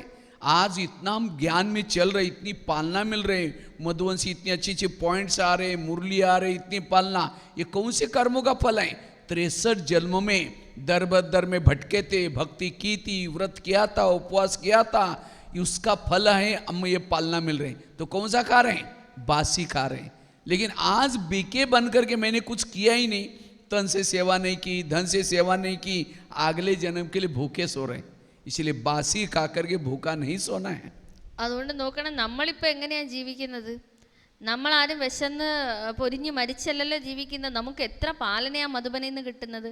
എത്ര ക്ലാസ്സുകളാണ്, എത്ര മുരളി ബാബ നമുക്ക് തരുന്നു, എത്ര പാലനയാണ് തരുന്നത്. ഇതെന്തിൻ്റെ ഫലമാണ്? നമ്മൾ 63 ജന്മം ചെയ്ത ഭക്തിയുടെ ഫലമാണ്. നമ്മൾ എത്ര വ്രതം പിടിച്ച്, എത്ര തീർത്ഥാടനങ്ങൾക്ക് പോയി, എന്തുമാത്രം നമ്മൾ ഭക്തിയിൽ കഷ്ടപ്പെട്ടു. അപ്പോൾ അതിൻ്റെ ഫലമായിട്ടാണ് നമ്മൾ ഇന്ന് ഇത്രയും പാലന ബാബയിൽ നിന്ന് എടുത്തുകൊണ്ടിരിക്കുന്നത്. പക്ഷെ എന്നിട്ട് നമ്മൾ ഈ ജന്മം സേവനം ചെയ്തില്ല എങ്കിലോ, നമ്മൾ ജ്ഞാനത്തിൻ്റെ സേവനം ചെയ്യുന്നില്ല, മനസ്സിൻ്റെ സേവനം ചെയ്യുന്നില്ല, ധനത്തിൻ്റെ സേവനം ചെയ്തില്ല എങ്കിൽ നമ്മളുടെ അടുത്ത ജന്മം എങ്ങനെയായിരിക്കും? अगर तन तंदुरुस्त चाहिए, तन से सेवा करो. हाँ, कभी टाइम है यहाँ आकर के सेंटर की सेवा करो, कर्मना सेवा करो, तन आपका अच्छा मिलेगा. अगर धन चाहिए, धन से सेवा करो. अगर आपको व्हीकल चाहिए, गाड़ियाँ चाहिए, अगर आपके पास कोई गाड़ी है कभी सेवा में लगा दो. अगर आपके पास बड़ा सा मकान है, सेंटर खोलो. आपको कोई जन्म में मकानों की कमी, जो इस यज्ञ में सेवा करेगा वही चीज़ उसको मिलेगी. ഇപ്പം നിങ്ങൾക്ക് നല്ല ആരോഗ്യമുള്ള ശരീരം വേണമെങ്കിൽ എന്ത് ചെയ്യണം? നിങ്ങളുടെ ഈ ശരീരം കൊണ്ട് സേവനം ചെയ്യണം. നിങ്ങൾക്ക് എന്ത് വേണമോ അതുകൊണ്ട് നിങ്ങൾ സേവനം ചെയ്യണം. നിങ്ങൾക്ക് ധനം വേണമെങ്കിൽ ധനം കൊണ്ട് സേവനം ചെയ്യണം. ഇനി നിങ്ങൾക്ക് വണ്ടി വേണോ? നിങ്ങളുടെ അടുക്കൽ വണ്ടി ഉണ്ടെങ്കിൽ അത് സേവനത്തിൽ ഉപയോഗിക്കണം. നിങ്ങളുടെ പക്കൽ വലിയ വീടുണ്ടെന്ന് വെച്ചോളൂ, നിങ്ങളത് ബാബയുടെ സേവനത്തിന് ഉപയോഗിക്കണം. അങ്ങനെ ബാബയ്ക്ക് വേണ്ടി ആരാണോ വീട് കൊടുക്കുന്നത് അവർക്ക് ഒരു ജന്മത്തിൽ പോലും വീടിന് ഒരു കുറവും ഉണ്ടായിരിക്കില്ല. അതുകൊണ്ട് നിങ്ങൾ എന്ത് സേവനം ഈ ജന്മത്തിൽ ചെയ്യുന്നുവോ അത് നിങ്ങൾക്ക് അനേകം ജന്മങ്ങളിൽ തിരിച്ചു കിട്ടിക്കൊണ്ടേയിരിക്കും. आगे चल करके बाबा की प्रत्यक्षता हो रहे, बड़े बड़े लोग ज्ञान में चल रहे. द्रौपदी मुर्मू जैसी राष्ट्रपति जी ज्ञान में चल रहे. आजकल गीता के भगवान कौन है सिद्ध होते जा रहे हैं. लोगों को पता चलेगा भगवान इस धरती पर आया. ज्ञान, कोई कहेगा हमारा प्लॉट ले लो, कोई कहेगा हमारा जमीन ले लो, लेकिन मधुबन से डायरेक्शन आएगा, कोई किसी का लेना नहीं है. अभी हमें चांस है, आगे चल करके कुछ नहीं कर सकेंगे. इसलिए जो करना है अब कर लो. നോക്കൂ, ഇനി മുമ്പോട്ട് പോകുമ്പോൾ വലിയ വലിയ ആളുകൾ വരാൻ തുടങ്ങും ജ്ഞാനത്തിൽ. ഒരുപാട് വലിയ സമ്പന്നർ. ഇപ്പം തന്നെ നോക്കണം, നമ്മളുടെ രാഷ്ട്രപതി ദ്രൗപദി മുർമുജിയെ പോലുള്ള രാഷ്ട്രപതി വരെ ജ്ഞാനത്തിലുണ്ടെന്ന്. ഇനി മുമ്പോട്ട് പോകുമ്പോൾ ഒരുപാട് വലിയ ആളുകൾ വരും. അവർ പറയും എൻ്റെ വീട് ബാബയ്ക്ക് വേണ്ടി എടുത്തോ, എൻ്റെ സ്ഥലം ബാബയ്ക്ക് വേണ്ടി എടുത്തോ, എൻ്റെ ഇന്നതെടുത്തോ. പക്ഷേ അപ്പോഴേക്കും മധുബനിൽ നിന്ന് ഡയറക്ഷൻ വരും, ആരുടെയും ഒന്നും നമ്മൾ വാങ്ങാൻ പാടില്ല എന്നുള്ള വളരെ കടുത്ത നിയമം വരും. അപ്പോൾ ഇപ്പോഴും അതില്ല. അപ്പോൾ ഇപ്പോഴും നമുക്ക് സേവനം ചെയ്യാനുള്ള ചാൻസ് ഉണ്ട്. जैसे 1500 की नोटा बंद हो गई, उसी समय सारे लोग ला करके भंडारी में भरना शुरू किया. ले सकते थे, 3 महीना तो चेंज कर सकते थे, लेकिन मधुबन से डायरेक्शन आया भंडारी पर लिखो कोई भी 1000 और 500 की नोटा ना डाले. अब पहले डालने के लिए बोलते थे तो हाथ थर थर कांपता था, डालूं ना डालूं, 1000 की और 500 की. जब बंद हो गए तो डालना शुरू किया. इसी तरह आगे चल करके जब बाबा की प्रत्यक्षता होगी, लोग कहेंगे हमारा प्लॉट ले लो, कोई कहेगा हमारा जमीन ले लो. मधुबन से डायरेक्शन आएगा, बाहर लिखो, यहाँ किसी का कुछ भी नहीं चाहिए, जो करना अब कर लो. ഇപ്പം ഈ 500-ന്റെ 1000-ന്റെ നോട്ട് നിരോധിച്ച സമയത്ത് ബാബയുടെ കുട്ടികൾ എന്ത് ചെയ്തെന്നറിയാം? അവർ വിചാരിച്ച് ഇതെല്ലാം കൊണ്ട് ഭണ്ഡാരത്തിലിടാന്ന്. അപ്പോഴേക്കും മധുബനിൽ നിന്ന് ഡയറക്ഷൻ വന്ന് എല്ലാ സെൻറ്ററുകളിലും ഭണ്ഡാരത്തിൻ്റെ മേലെ എഴുതി ഒട്ടിക്കണം 500-ന്റെ 1000-ന്റെ നോട്ട് ഇതിൻ്റെ ഉള്ളിൽ ഇടാൻ പാടില്ല എന്ന്. അപ്പോൾ അഥവാ അന്ന് മധുബൻ പറയായിരുന്നു ആ 500-ന്റെ 1000-ന്റെ നോട്ട് സെൻറ്ററിൽ എടുക്കുമെന്ന് പറഞ്ഞിരുന്നെങ്കിലോ എല്ലാവരും കൂടെ അത് സെൻറ്ററിൽ കൊണ്ടുവന്നേനെ. പക്ഷെ മധുബൻ അപ്പോഴേക്കും അത് നിരോധിച്ചു. ഇനി മുന്നോട്ട് പോകുമ്പോൾ ബാബയുടെ പ്രത്യക്ഷത ഉണ്ടാകും. ആ സമയത്ത് ഇഷ്ടം പോലെ ആളുകൾ അവരുടെ മുഴുവൻ സ്വത്തും ബാബയ്ക്ക് തരാൻ വേണ്ടി വരും. അപ്പോഴേക്കും മധുബനിൽ നിന്ന് കടുത്ത നിയമം വരും, ഒരു കാരണവശാലും ഇതൊന്നും സ്വീകരിക്കാൻ പാടില്ല എന്ന്. അതുകൊണ്ട് ഇപ്പോൾ ചെയ്യാനുള്ള സമയമുണ്ട്, ഇപ്പോൾ ചെയ്താൽ ചെയ്യാം. तीसरा राजे की निशानी है, राजा शिकार करता है। जो शिकार करता है उसको राजा कहेंगे। अगर आप शिकार नहीं करते, आप कोई भी जन्म में राजा नहीं बन सकते। ഇനി രാജാവിൻ്റെ അടുത്ത ലക്ഷണം എന്ന് പറയുന്നത് രാജാവ് വേട്ട ചെയ്യുന്ന ആളാണ്. शिकार വേട്ട ചെയ്യുന്ന ആളാണ്. വേട്ടയ്ക്ക് പോവാത്ത ഒരാളിനെ ഒരിക്കലും രാജാവെന്ന് പറയില്ല. നിങ്ങൾക്ക് വേട്ട ചെയ്യാൻ അറിയോ? വേട്ടയ്ക്ക് പോകാൻ അറിയോ? पहले कहानी आती थी, एक राजा था शिकार करने के लिए, और राजा शिकार किसकी करता है? शेर की। ऐसे नहीं कि कोई चूहा को मार करके घुमा के चला, लोग तो हंसेंगे और राजा चूहा मार दिया। इसी तरह आप लोगों ने हाथ खड़ा के नाम राजा बनने वाले हैं तो शिकार करते हैं। और केरल में तो बहुत बड़ा जंगल है, और आप तो त्रिवेंद्रम राजधानी में रहते हैं, यहाँ बहुत सारे VIPs हैं, अच्छे अच्छे शेर हैं, शिकार करो। വേട്ടയ്ക്ക് പോകുന്ന പറഞ്ഞാൽ എന്താ? പണ്ട് കഥകളിലൊക്കെ കേട്ടിട്ടില്ലേ, രാജാവ് കാട്ടിൽ വേട്ടയ്ക്ക് പോയി പുലിയെ പിടിച്ചോണ്ട് വന്നെന്ന്. അതോ ഏതെങ്കിലും കഥയിൽ പറയൂ രാജാവ് കാട്ടിൽ വേട്ടയ്ക്ക് പോയി എലിയേം പിടിച്ചോണ്ട് വന്നെന്ന്?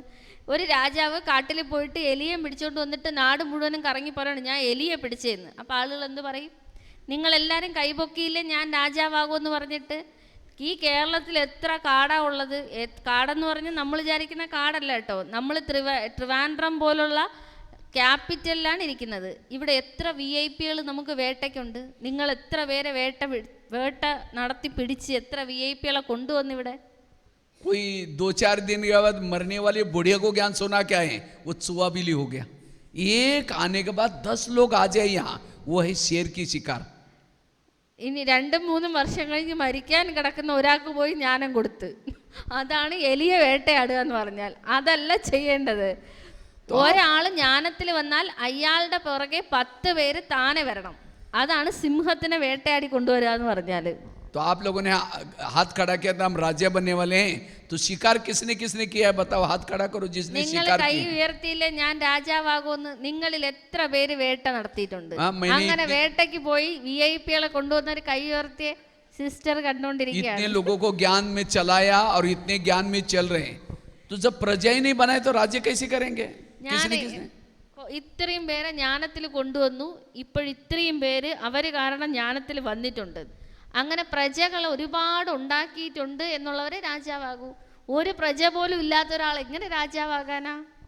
किसने किसने शिकार के हाथ खड़ा करो। 2-4 लोगों को, ये माता को मैंने ज्ञान सुनाया, रोज डेली आ रहे हैं, ऐसे कौन कौन शिकार के हाथ खड़ा करो।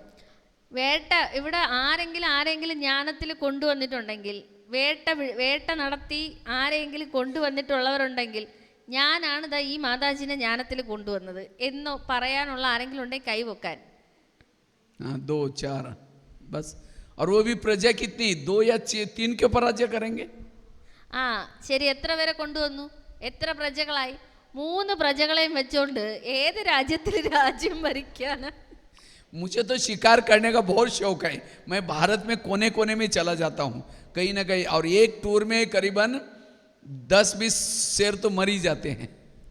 അതായത് ബൈജി പറയാണ് എനിക്ക് വേട്ടയാടാൻ ഭയങ്കര ഇഷ്ടമാണ്. ഞാൻ ഭാരതത്തിൻ്റെ ഓരോ മൂലയിലും പോയിട്ട് വേട്ട നടത്താറുണ്ടെന്ന്. ഇഷ്ടം പോലെ ആളുകൾ അങ്ങനെ വേട്ടയാടിയിട്ട് ബാബയുടെ അടുക്കൽ കൊണ്ടുവന്നിട്ടുണ്ട്. इसलिए महीने में एक को बीके जरूर बनाओ। इस भट्टी से कुछ करके जाना है। इस 2024 का लक्ष्य रखो। क्या? एक महीने में एक को बीके जरूर बनाना है, शिकार जरूर करनी। അതുകൊണ്ട് ഈ ഭട്ടിയിൽ ഒരു ലക്ഷ്യം വെച്ചിട്ട് പോകണം. മാസത്തിൽ ഒരു വേട്ടയെങ്കിലും നടത്തണം. ഒരാളെ ബീക്കയാക്കി മാറ്റണം. 2024 ഒരു മാസം ഒരു വേട്ട, ഒരാളെ ഇര പിടിച്ചുകൊണ്ട് വരണം. ഈ ഭട്ടി കഴിഞ്ഞു പോകുമ്പോൾ ഈ ലക്ഷ്യം കൊണ്ടാണ് പോകേണ്ടത്. എല്ലാവരും കേൾക്കുന്നുണ്ടല്ലോ? 12 महीने के 12 बीके हो जाएंगे तो कितना बीके बढ़ जाएंगे, तो जरूर लक्ष्य रखना है। അപ്പോൾ 12 മാസമായപ്പോൾ എത്ര ബീക്കയായി? 12 ബീക്ക്. നിങ്ങളെല്ലാവരും കൂടി 12 മാസം 12 ബീക്കെ കൊണ്ടുവന്നാൽ എത്ര ബീക്കയായി? അതുകൊണ്ട് ഈ ലക്ഷ്യം ഉറപ്പായിട്ടും വെക്കണം. कई कहते हैं भाई जी सुनते ही नहीं है, हम बहुत सुनाते हैं। इसका मतलब आपके जो ज्ञान के तीर हैं उसके अंदर धार नहीं है, आपके खुद जीवन में आचरण में नहीं है, इसलिए कोई नहीं सुनेगा। इसलिए पहले आचरण में लाओ, खुद योग का धार लगाओ, तब जाकर सुनेंगे। പലരും പറയാറുണ്ട് ഭായിജി ഞാനൊക്കെ പറയുന്നുണ്ട്, പക്ഷെ ആരും കേൾക്കുന്നില്ല. അതിൻ്റെ അർത്ഥം എന്താ? നിങ്ങളുടെ കയ്യിൽ ജ്ഞാനത്തിൻ്റെ അമ്പുണ്ട്, പക്ഷെ അതിന് മൂർച്ചയില്ല. എന്തുകൊണ്ട്? ആദ്യം സ്വയം ജീവിതത്തിൽ ധാരണ ചെയ്തിട്ട് നമ്മൾ പകർത്തിയിട്ട് മറ്റുള്ളവർക്ക് പറഞ്ഞു കൊടുക്കുമ്പോഴാണ് ജ്ഞാനത്തിൻ്റെ അമ്പിന് മൂർച്ച വരുന്നത്. कई कहते भाई जी सुनते, चलो सुनता नहीं तो कम से कम उस शेर को जाली में तो फंसाओ. हर जगह पर जालियां बनाकर, सेंटर क्या है? जाली है. तो कम से कम उसको मीठा मीठा बोल करके जाली में फंसाओ.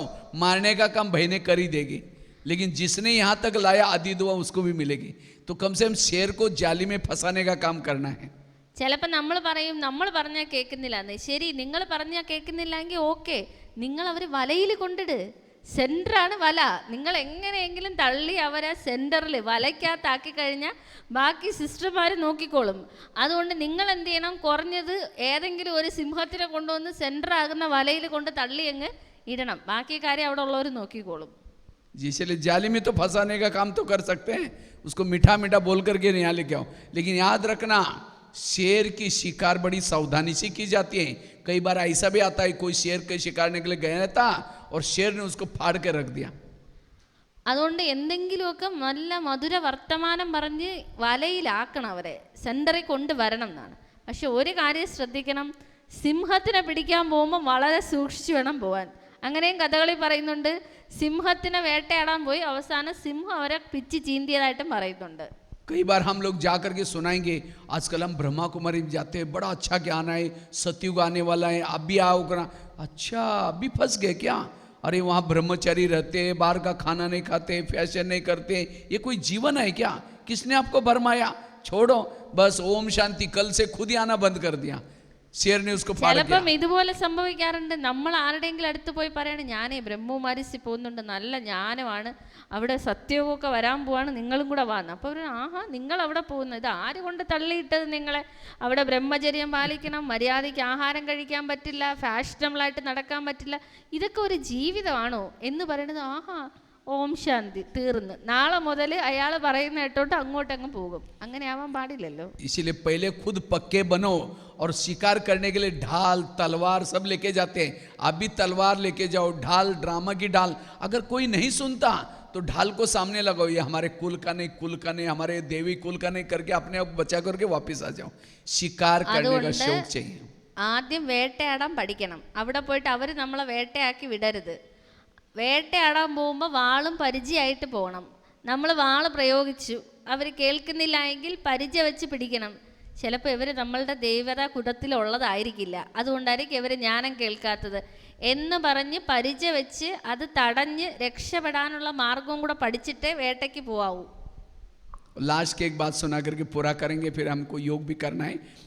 अगर राजा बनना है, फलों का राजा किसको बोलते हैं?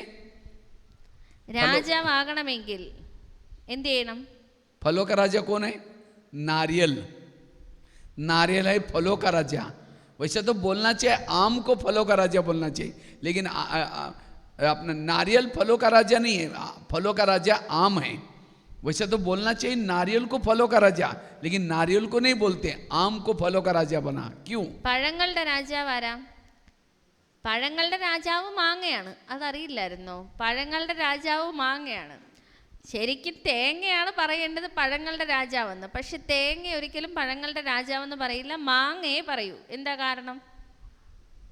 ആ തേങ്ങ क्योंकि आम के साथ प्यार होता है, नारियल के साथ इतना प्यार नहीं होता. കാരണം മാങ്ങ എന്ന് പറയുമ്പം നല്ല സ്നേഹമുള്ള ഒരു പഴമാണ്. തേങ്ങ എന്ന് പറഞ്ഞാലോ क्योंकि आम का जब सीजन आता है, आम को लेकर के मुंह में लेकर चूसते रहेंगे, निकालते रहेंगे, डालते रहेंगे, मुंह में चूसेंगे. और सूखा नारियल लेकर चूसो, 32 दांत है वो भी टूटेगा, मिलेगा कुछ भी नहीं. മാങ്ങ സീസൺ വരുമ്പോൾ നല്ല പഴുത്ത മാങ്ങ എടുത്തിട്ട് നമുക്ക് വായിൽ വെച്ച് തന്നെ കടിച്ച് തിന്നാൻ പറ്റും അല്ലേ? മാങ്ങ കടിക്കുന്നു തിന്നുന്നു, കടിക്കുന്നു തിന്നുന്നു. തേങ്ങ എടുത്ത് കടിച്ചാൽ പല്ലും പോവും, എല്ലാം പോവും. और फलों का राजा आम इसीलिए बोलते हैं क्योंकि कोई व्यक्ति थक जाता है, परेशान हो जाता है, आम के नीचे जाकर सोएगा, उसकी थकान मिट जाएगी, रिफ्रेश हो जाएगा. अगर कोई नारियल के नीचे जाकर सोएगा तो छाया तो छोड़ो, नारियल टूट करके सिर भी तोड़ देगा उसका, सोने वाला का. और कब गिर जाता है पता नहीं चलता. അടുത്തത് എന്തുകൊണ്ടാണ് മാങ്ങയെ പഴങ്ങളുടെ രാജാവെന്ന് പറയുന്നത്? ഒരാൾ ഭയങ്കര ക്ഷീണിച്ച് തളർന്നു വന്ന് ഒരു മാവിൻ്റെ ചോട്ടിലിരുന്നാലോ ആ തണലേറ്റ് അയാൾ അവിടെ നല്ല ആശ്വാസത്തോടെ ഇരുന്ന് അവിടെ തന്നെ ഇരുന്ന് ഉറങ്ങിപ്പോവും. ഇനി തെങ്ങിൻ്റെ മൂട്ടിലാണ് വന്നിരിക്കുന്നതെങ്കിലോ വെയിലും കിട്ടില്ല, ഇനി തേങ്ങെങ്ങാനും വീണ് തലയിൽ വീണാൽ പണിയും തീർന്ന്. अगर दुनिया से कोई थक के समस्या लेकर के आपके संपर्क में आया और यहाँ की कोई उल्टी सुल्टी बात करें, यहाँ भी जो पैसे देते हो उसको आगे करते हैं, यहाँ के भाई बहनों में कुछ नहीं, इतना धारणा थोड़ी है, यहाँ की उल्टी सुल्टी बात सुनाई, वो आया था शांति के लिए, दिमाग खराब करके गया, वो कभी राजा नहीं बन सकता. राजा बनने के लिए दूसरे का दुख हारो, दूसरे की परेशानी को मिटाओ, वो है राजा. നിങ്ങളുടെ അടുക്കൽ ആരെങ്കിലും ഭയങ്കര ദുഃഖിച്ച് ടെൻഷനോടെ വരികയാണ്, അപ്പോഴാണ് നിങ്ങൾ പറഞ്ഞത് ഇവിടെ വരല്ലേ, ഇവിടെ വന്നതിന് ശേഷമുള്ള പൈസ മൊത്തം പിടിച്ച് വാങ്ങി ഇവിടെ അങ്ങനെയാണ് ഇങ്ങനെയാണ് എന്നൊക്കെ പറഞ്ഞിട്ട് ആ വന്ന ആളിനെ കൂടുതൽ ടെൻഷനാക്കി നിങ്ങൾ തിരിച്ചു വിട്ടെങ്കിൽ നിങ്ങൾ എങ്ങനെ രാജാവാകും? രാജാവാകുന്നത് ആരാണോ ദുഃഖത്തോടു കൂടി കഷ്ടപ്പാടോടു കൂടി നമ്മളുടെ അടുക്കൽ വരുന്നത്, അവർ നമ്മളിൽ നിന്ന് നല്ല സുഖത്തിൻ്റെ സന്തോഷത്തിൻ്റെ അനുഭവം എടുത്തിട്ട് പോകണം, അവരെ രാജാവാകൂ. आम फलों का राजा इसीलिए है, आम ऊपर से नरम है, सॉफ्ट है और अंदर से उसकी गुठली कड़क है. इसी तरह नारियल कैसा होता है, ऊपर से कड़क है और अंदर से नरम है. जो ऊपर से कहता है मैं कहता हूँ ऐसा करो ये करो, दूसरों को तो कहेगा, खुद कुछ नहीं करेगा, वो राजा नहीं है. राजा बनने के लिए आम बनो, नारियल मत बनो. എന്തുകൊണ്ടാണ് മാങ്ങയെ രാജാവെന്ന് പറയുന്നത്? കാരണം മാങ്ങ പുറമേ നല്ല സോഫ്റ്റാണ്, പക്ഷെ മാങ്ങയുടെ അകത്തുള്ള വിത്തോ അത് നല്ല കട്ടിയുള്ളതാണ്. തേങ്ങയാണെങ്കിലോ പുറമേ ഭയങ്കര കട്ടിയാണ്. ബാക്കിയുള്ളവരടുത്തൊക്കെ പറയും അങ്ങനെ ചെയ്യുക കേട്ടോ, ഇങ്ങനെ ചെയ്യുന്ന പറയും, പക്ഷെ സ്വയം ഒന്നും ചെയ്യില്ല. അങ്ങനെ സ്വയം ഒന്നും ചെയ്യാത്ത ഒരാൾ ഒരിക്കലും രാജാവാകില്ല. അതുകൊണ്ട് ഒരു കാരണവശാലും തേങ്ങയാകരുത്, മാങ്ങ തന്നെ ആകണം. और फलों का राजा आम इसीलिए कहते हैं, आम को जो फल लगता है झुकता है, नारियल को फल लगता है तो बहुत ऊंचाई पर जाता है. ഇനി എന്തുകൊണ്ടാണ് മാങ്ങയെ രാജാവെന്ന് പറയുന്നത്? മാവിൽ മാങ്ങ നിറയുമ്പോൾ മാവ് താനെ കുനിയും, തെങ്ങിൽ തേങ്ങ പറിക്കാൻ മോളിൽ കയറണം. इसी तरह जिसके अंदर विशेषता ज्ञान में चलने के बाद आई, कला आई, अभिमान आया, अभिमान वाला कभी राजा नहीं बन सकता. ये नारियल है अभिमान का प्रतीक और आम है नम्रता का प्रतीक. जो नम्रचित है वो है राजा. ഇപ്പോൾ ഒരാൾ ജ്ഞാനത്തിൽ വന്നു, അയാൾക്ക് വിശേഷത വന്നു, അത് സേവനത്തിൽ ഉപയോഗിക്കാൻ തുടങ്ങി, അപ്പോൾ അയാൾക്ക് അഭിമാനം വന്നു, എനിക്ക് ഭയങ്കര വിശേഷതയാണ്, എങ്കിൽ അയാൾ ഒരു തേങ്ങയാണ്. അഭിമാനം വന്നെന്ന് പറഞ്ഞാൽ അർത്ഥം തേങ്ങ ഒരിക്കലും രാജാവാകില്ല. എത്ര വിശേഷത കൂടുന്നോ അതിനനുസരിച്ച് വിനയം കൂടുകയാണെങ്കിൽ പറയാം മാങ്ങയാണല്ലോ രാജാവ്. അപ്പോൾ രാജാവാകണമെങ്കിൽ ഒരിക്കലും അഭിമാനം വരാൻ പാടില്ല, വിനയം വരണം. लेकिन नारियल भी कोई साधारण चीज नहीं. नारियल के अंदर पानी होता है, खोबरा होता है. अगर कितनी भी बीमारी है, अगर नारियल का पानी पियो, खोबरा खाओ, कई बीमारियां ठीक हो जाती हैं. പക്ഷെ തേങ്ങ ഒരു സാധാരണ വസ്തുവല്ല. തേങ്ങയുടെ അകത്ത് തേങ്ങയുണ്ട്, തേങ്ങയുടെ വെള്ളമുണ്ട്. തേങ്ങയെ തന്നെ പല അസുഖങ്ങൾക്കും കരിക്കിൻ്റെ വെള്ളവും കരിക്കും ഒക്കെ ആളുകൾ കുടിക്കാറുണ്ട്. എത്ര അസുഖം മാറാറുണ്ടെന്നറിയോ? അതുകൊണ്ട് തേങ്ങയും സാധാരണ വസ്തുവല്ല. जब कोरोना काल हुआ था भारत में, एक नारियल की कीमत 400-500 रुपये हो गई थी, जो पानी वाला नारियल, क्योंकि पेशेंट बहुत थे, पानी मिलता ही नहीं था. तो नारियल भी अच्छी चीज़ है. കോവിഡിൻ്റെ ടൈമിൽ കൊറോണ സമയത്ത് ഒരു കരിക്കിന് 400-500 രൂപയൊക്കെ വിലയായിരുന്നു. കാരണം എന്താ? രോഗികളുടെ എണ്ണം കൂടി, കരിക്കിൻ്റെ എണ്ണം കുറഞ്ഞു. അപ്പം കരിക്കിന് വില കൂടി. രോഗമൊക്കെ വരുമ്പം, പനിയൊക്കെ വരുമ്പം കരിക്ക് കുടിക്കുന്നത് നല്ലതാണ്. लेकिन वो नारियल का पानी पीना है, खोबरा खाना है, तो उसके लिए ऊपर का कवच को तोड़ना पड़ता है. जब ऊपर का कवच तोड़ेंगे तो पानी मिलेगा, खोबरा खा सकेंगे. പക്ഷേ ഈ തേങ്ങയുടെ അകത്തിരിക്കുന്ന തേങ്ങയും വെള്ളവും കിട്ടണമെങ്കിൽ ആദ്യം ചിരട്ട പൊട്ടിക്കണം. ചിരട്ട പൊട്ടിച്ചാലേ അകത്തിരിക്കുന്ന തേങ്ങയും വെള്ളവും നമുക്ക് എടുക്കാൻ പറ്റൂ. वास्तव में ये नारियल है, आत्मा का प्रतीक है. നാരിയൽ, തേങ്ങ എന്ന് പറയുന്ന ആത്മാവിൻ്റെ പ്രതീകമാണ് യഥാർത്ഥത്തിൽ. जैसे आत्मा के अंदर ओरिजिनल अंदर संस्कार बहुत अच्छे हैं, लेकिन ऊपर विकारों का कवच लगा हुआ है, काम, क्रोध, लोभ, मोह, अहंकार. അതെന്തുകൊണ്ട് ആത്മാവിൻ്റെ പ്രതീകമാണ് തേങ്ങ എന്ന് പറഞ്ഞതെന്ന് മനസ്സിലായോ? ആത്മാവിൻ്റെ അകത്തുള്ള ഒറിജിനൽ സംസ്കാരം വളരെ നല്ലതാണ്. പക്ഷെ പുറത്ത് കാമം, ക്രോധം, മോഹം, അഹങ്കാരമൊക്കെ ആയിട്ട് തേങ്ങ ചിരട്ട കൊണ്ട് മൂടിയിരിക്കുകയാണ്. जैसे नारियल को 3 होल होते हैं, 3 होल। इसी तरह आत्मा के अंदर मन, बुद्धि और संस्कार, उसका प्रतीक 3 होल है। ഇനി ആത്മാവിൻ്റെ പ്രതീകമാണ് തേങ്ങ എന്ന് പറയാനുള്ള അടുത്ത ഉദാഹരണം. തേങ്ങയ്ക്ക് 3 കണ്ണുണ്ട്, ആത്മാവിന് 3 ഭാഗമുണ്ട്, മനസ്സ്, ബുദ്ധി, സംസ്കാരം.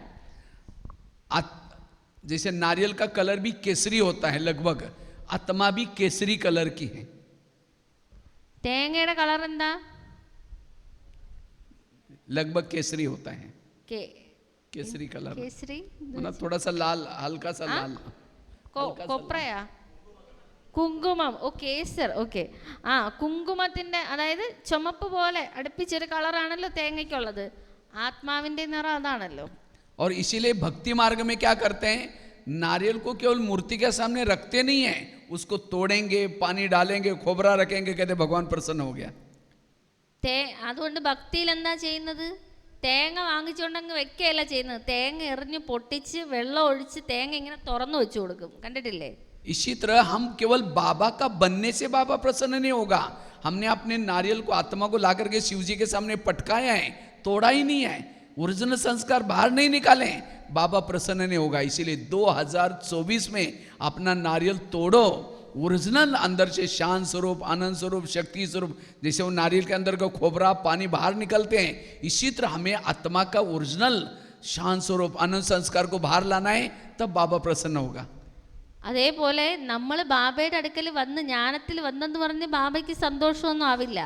നമ്മൾ ഈ തേങ്ങ പൊളിക്കണം, ഈ വികാരങ്ങളെല്ലാം കളഞ്ഞ് നമ്മുടെ ഒറിജിനൽ സംസ്കാരം പുറത്തു കൊണ്ടുവരണം. ശാന്തസ്വരൂപം, സ്നേഹസ്വരൂപം, ജ്ഞാനസ്വരൂപം, അങ്ങനെ തേങ്ങ പൊളിച്ച് ഒറിജിനൽ സംസ്കാരം ബാബയുടെ മുമ്പിൽ വയ്ക്കുമ്പോഴേ ബാബ നമ്മളിൽ സന്തുഷ്ടനാകൂ. और जैसे नारियल तोड़ते हैं भक्ति मार्ग में, उद्घाटन में, जब नारियल डालने के बाद एक धक से जो टूट गया, कहते हाँ मुहूर्त शुभ है. 5 बार डाला, नारियल टूटा ही नहीं, कहेंगे शुभ ठीक, मुहूर्त ठीक नहीं है. ഭക്തിയിൽ നിങ്ങൾ കണ്ടിട്ടില്ലേ, തേങ്ങ ഒരെറിക്ക് പൊട്ടണം. നമ്മൾ ഈ ഗണപതിയുടെയൊക്കെ മുമ്പ് തേങ്ങ പൊട്ടിച്ച 5-6 എറി എറിഞ്ഞിട്ടും പൊട്ടിച്ചില്ല എങ്കിൽ ആളുകൾ പറയും എന്തോ ദൈവത്തിന് പിടിച്ചില്ല എന്നാണ് തോന്നുന്നത്, തേങ്ങ പൊട്ടണേ ഇല്ല എന്ന്. ഒറ്റ എറിക്ക് പൊട്ടിയാൽ പറയും ദൈവം പ്രസാദിച്ചെന്ന് പറയും.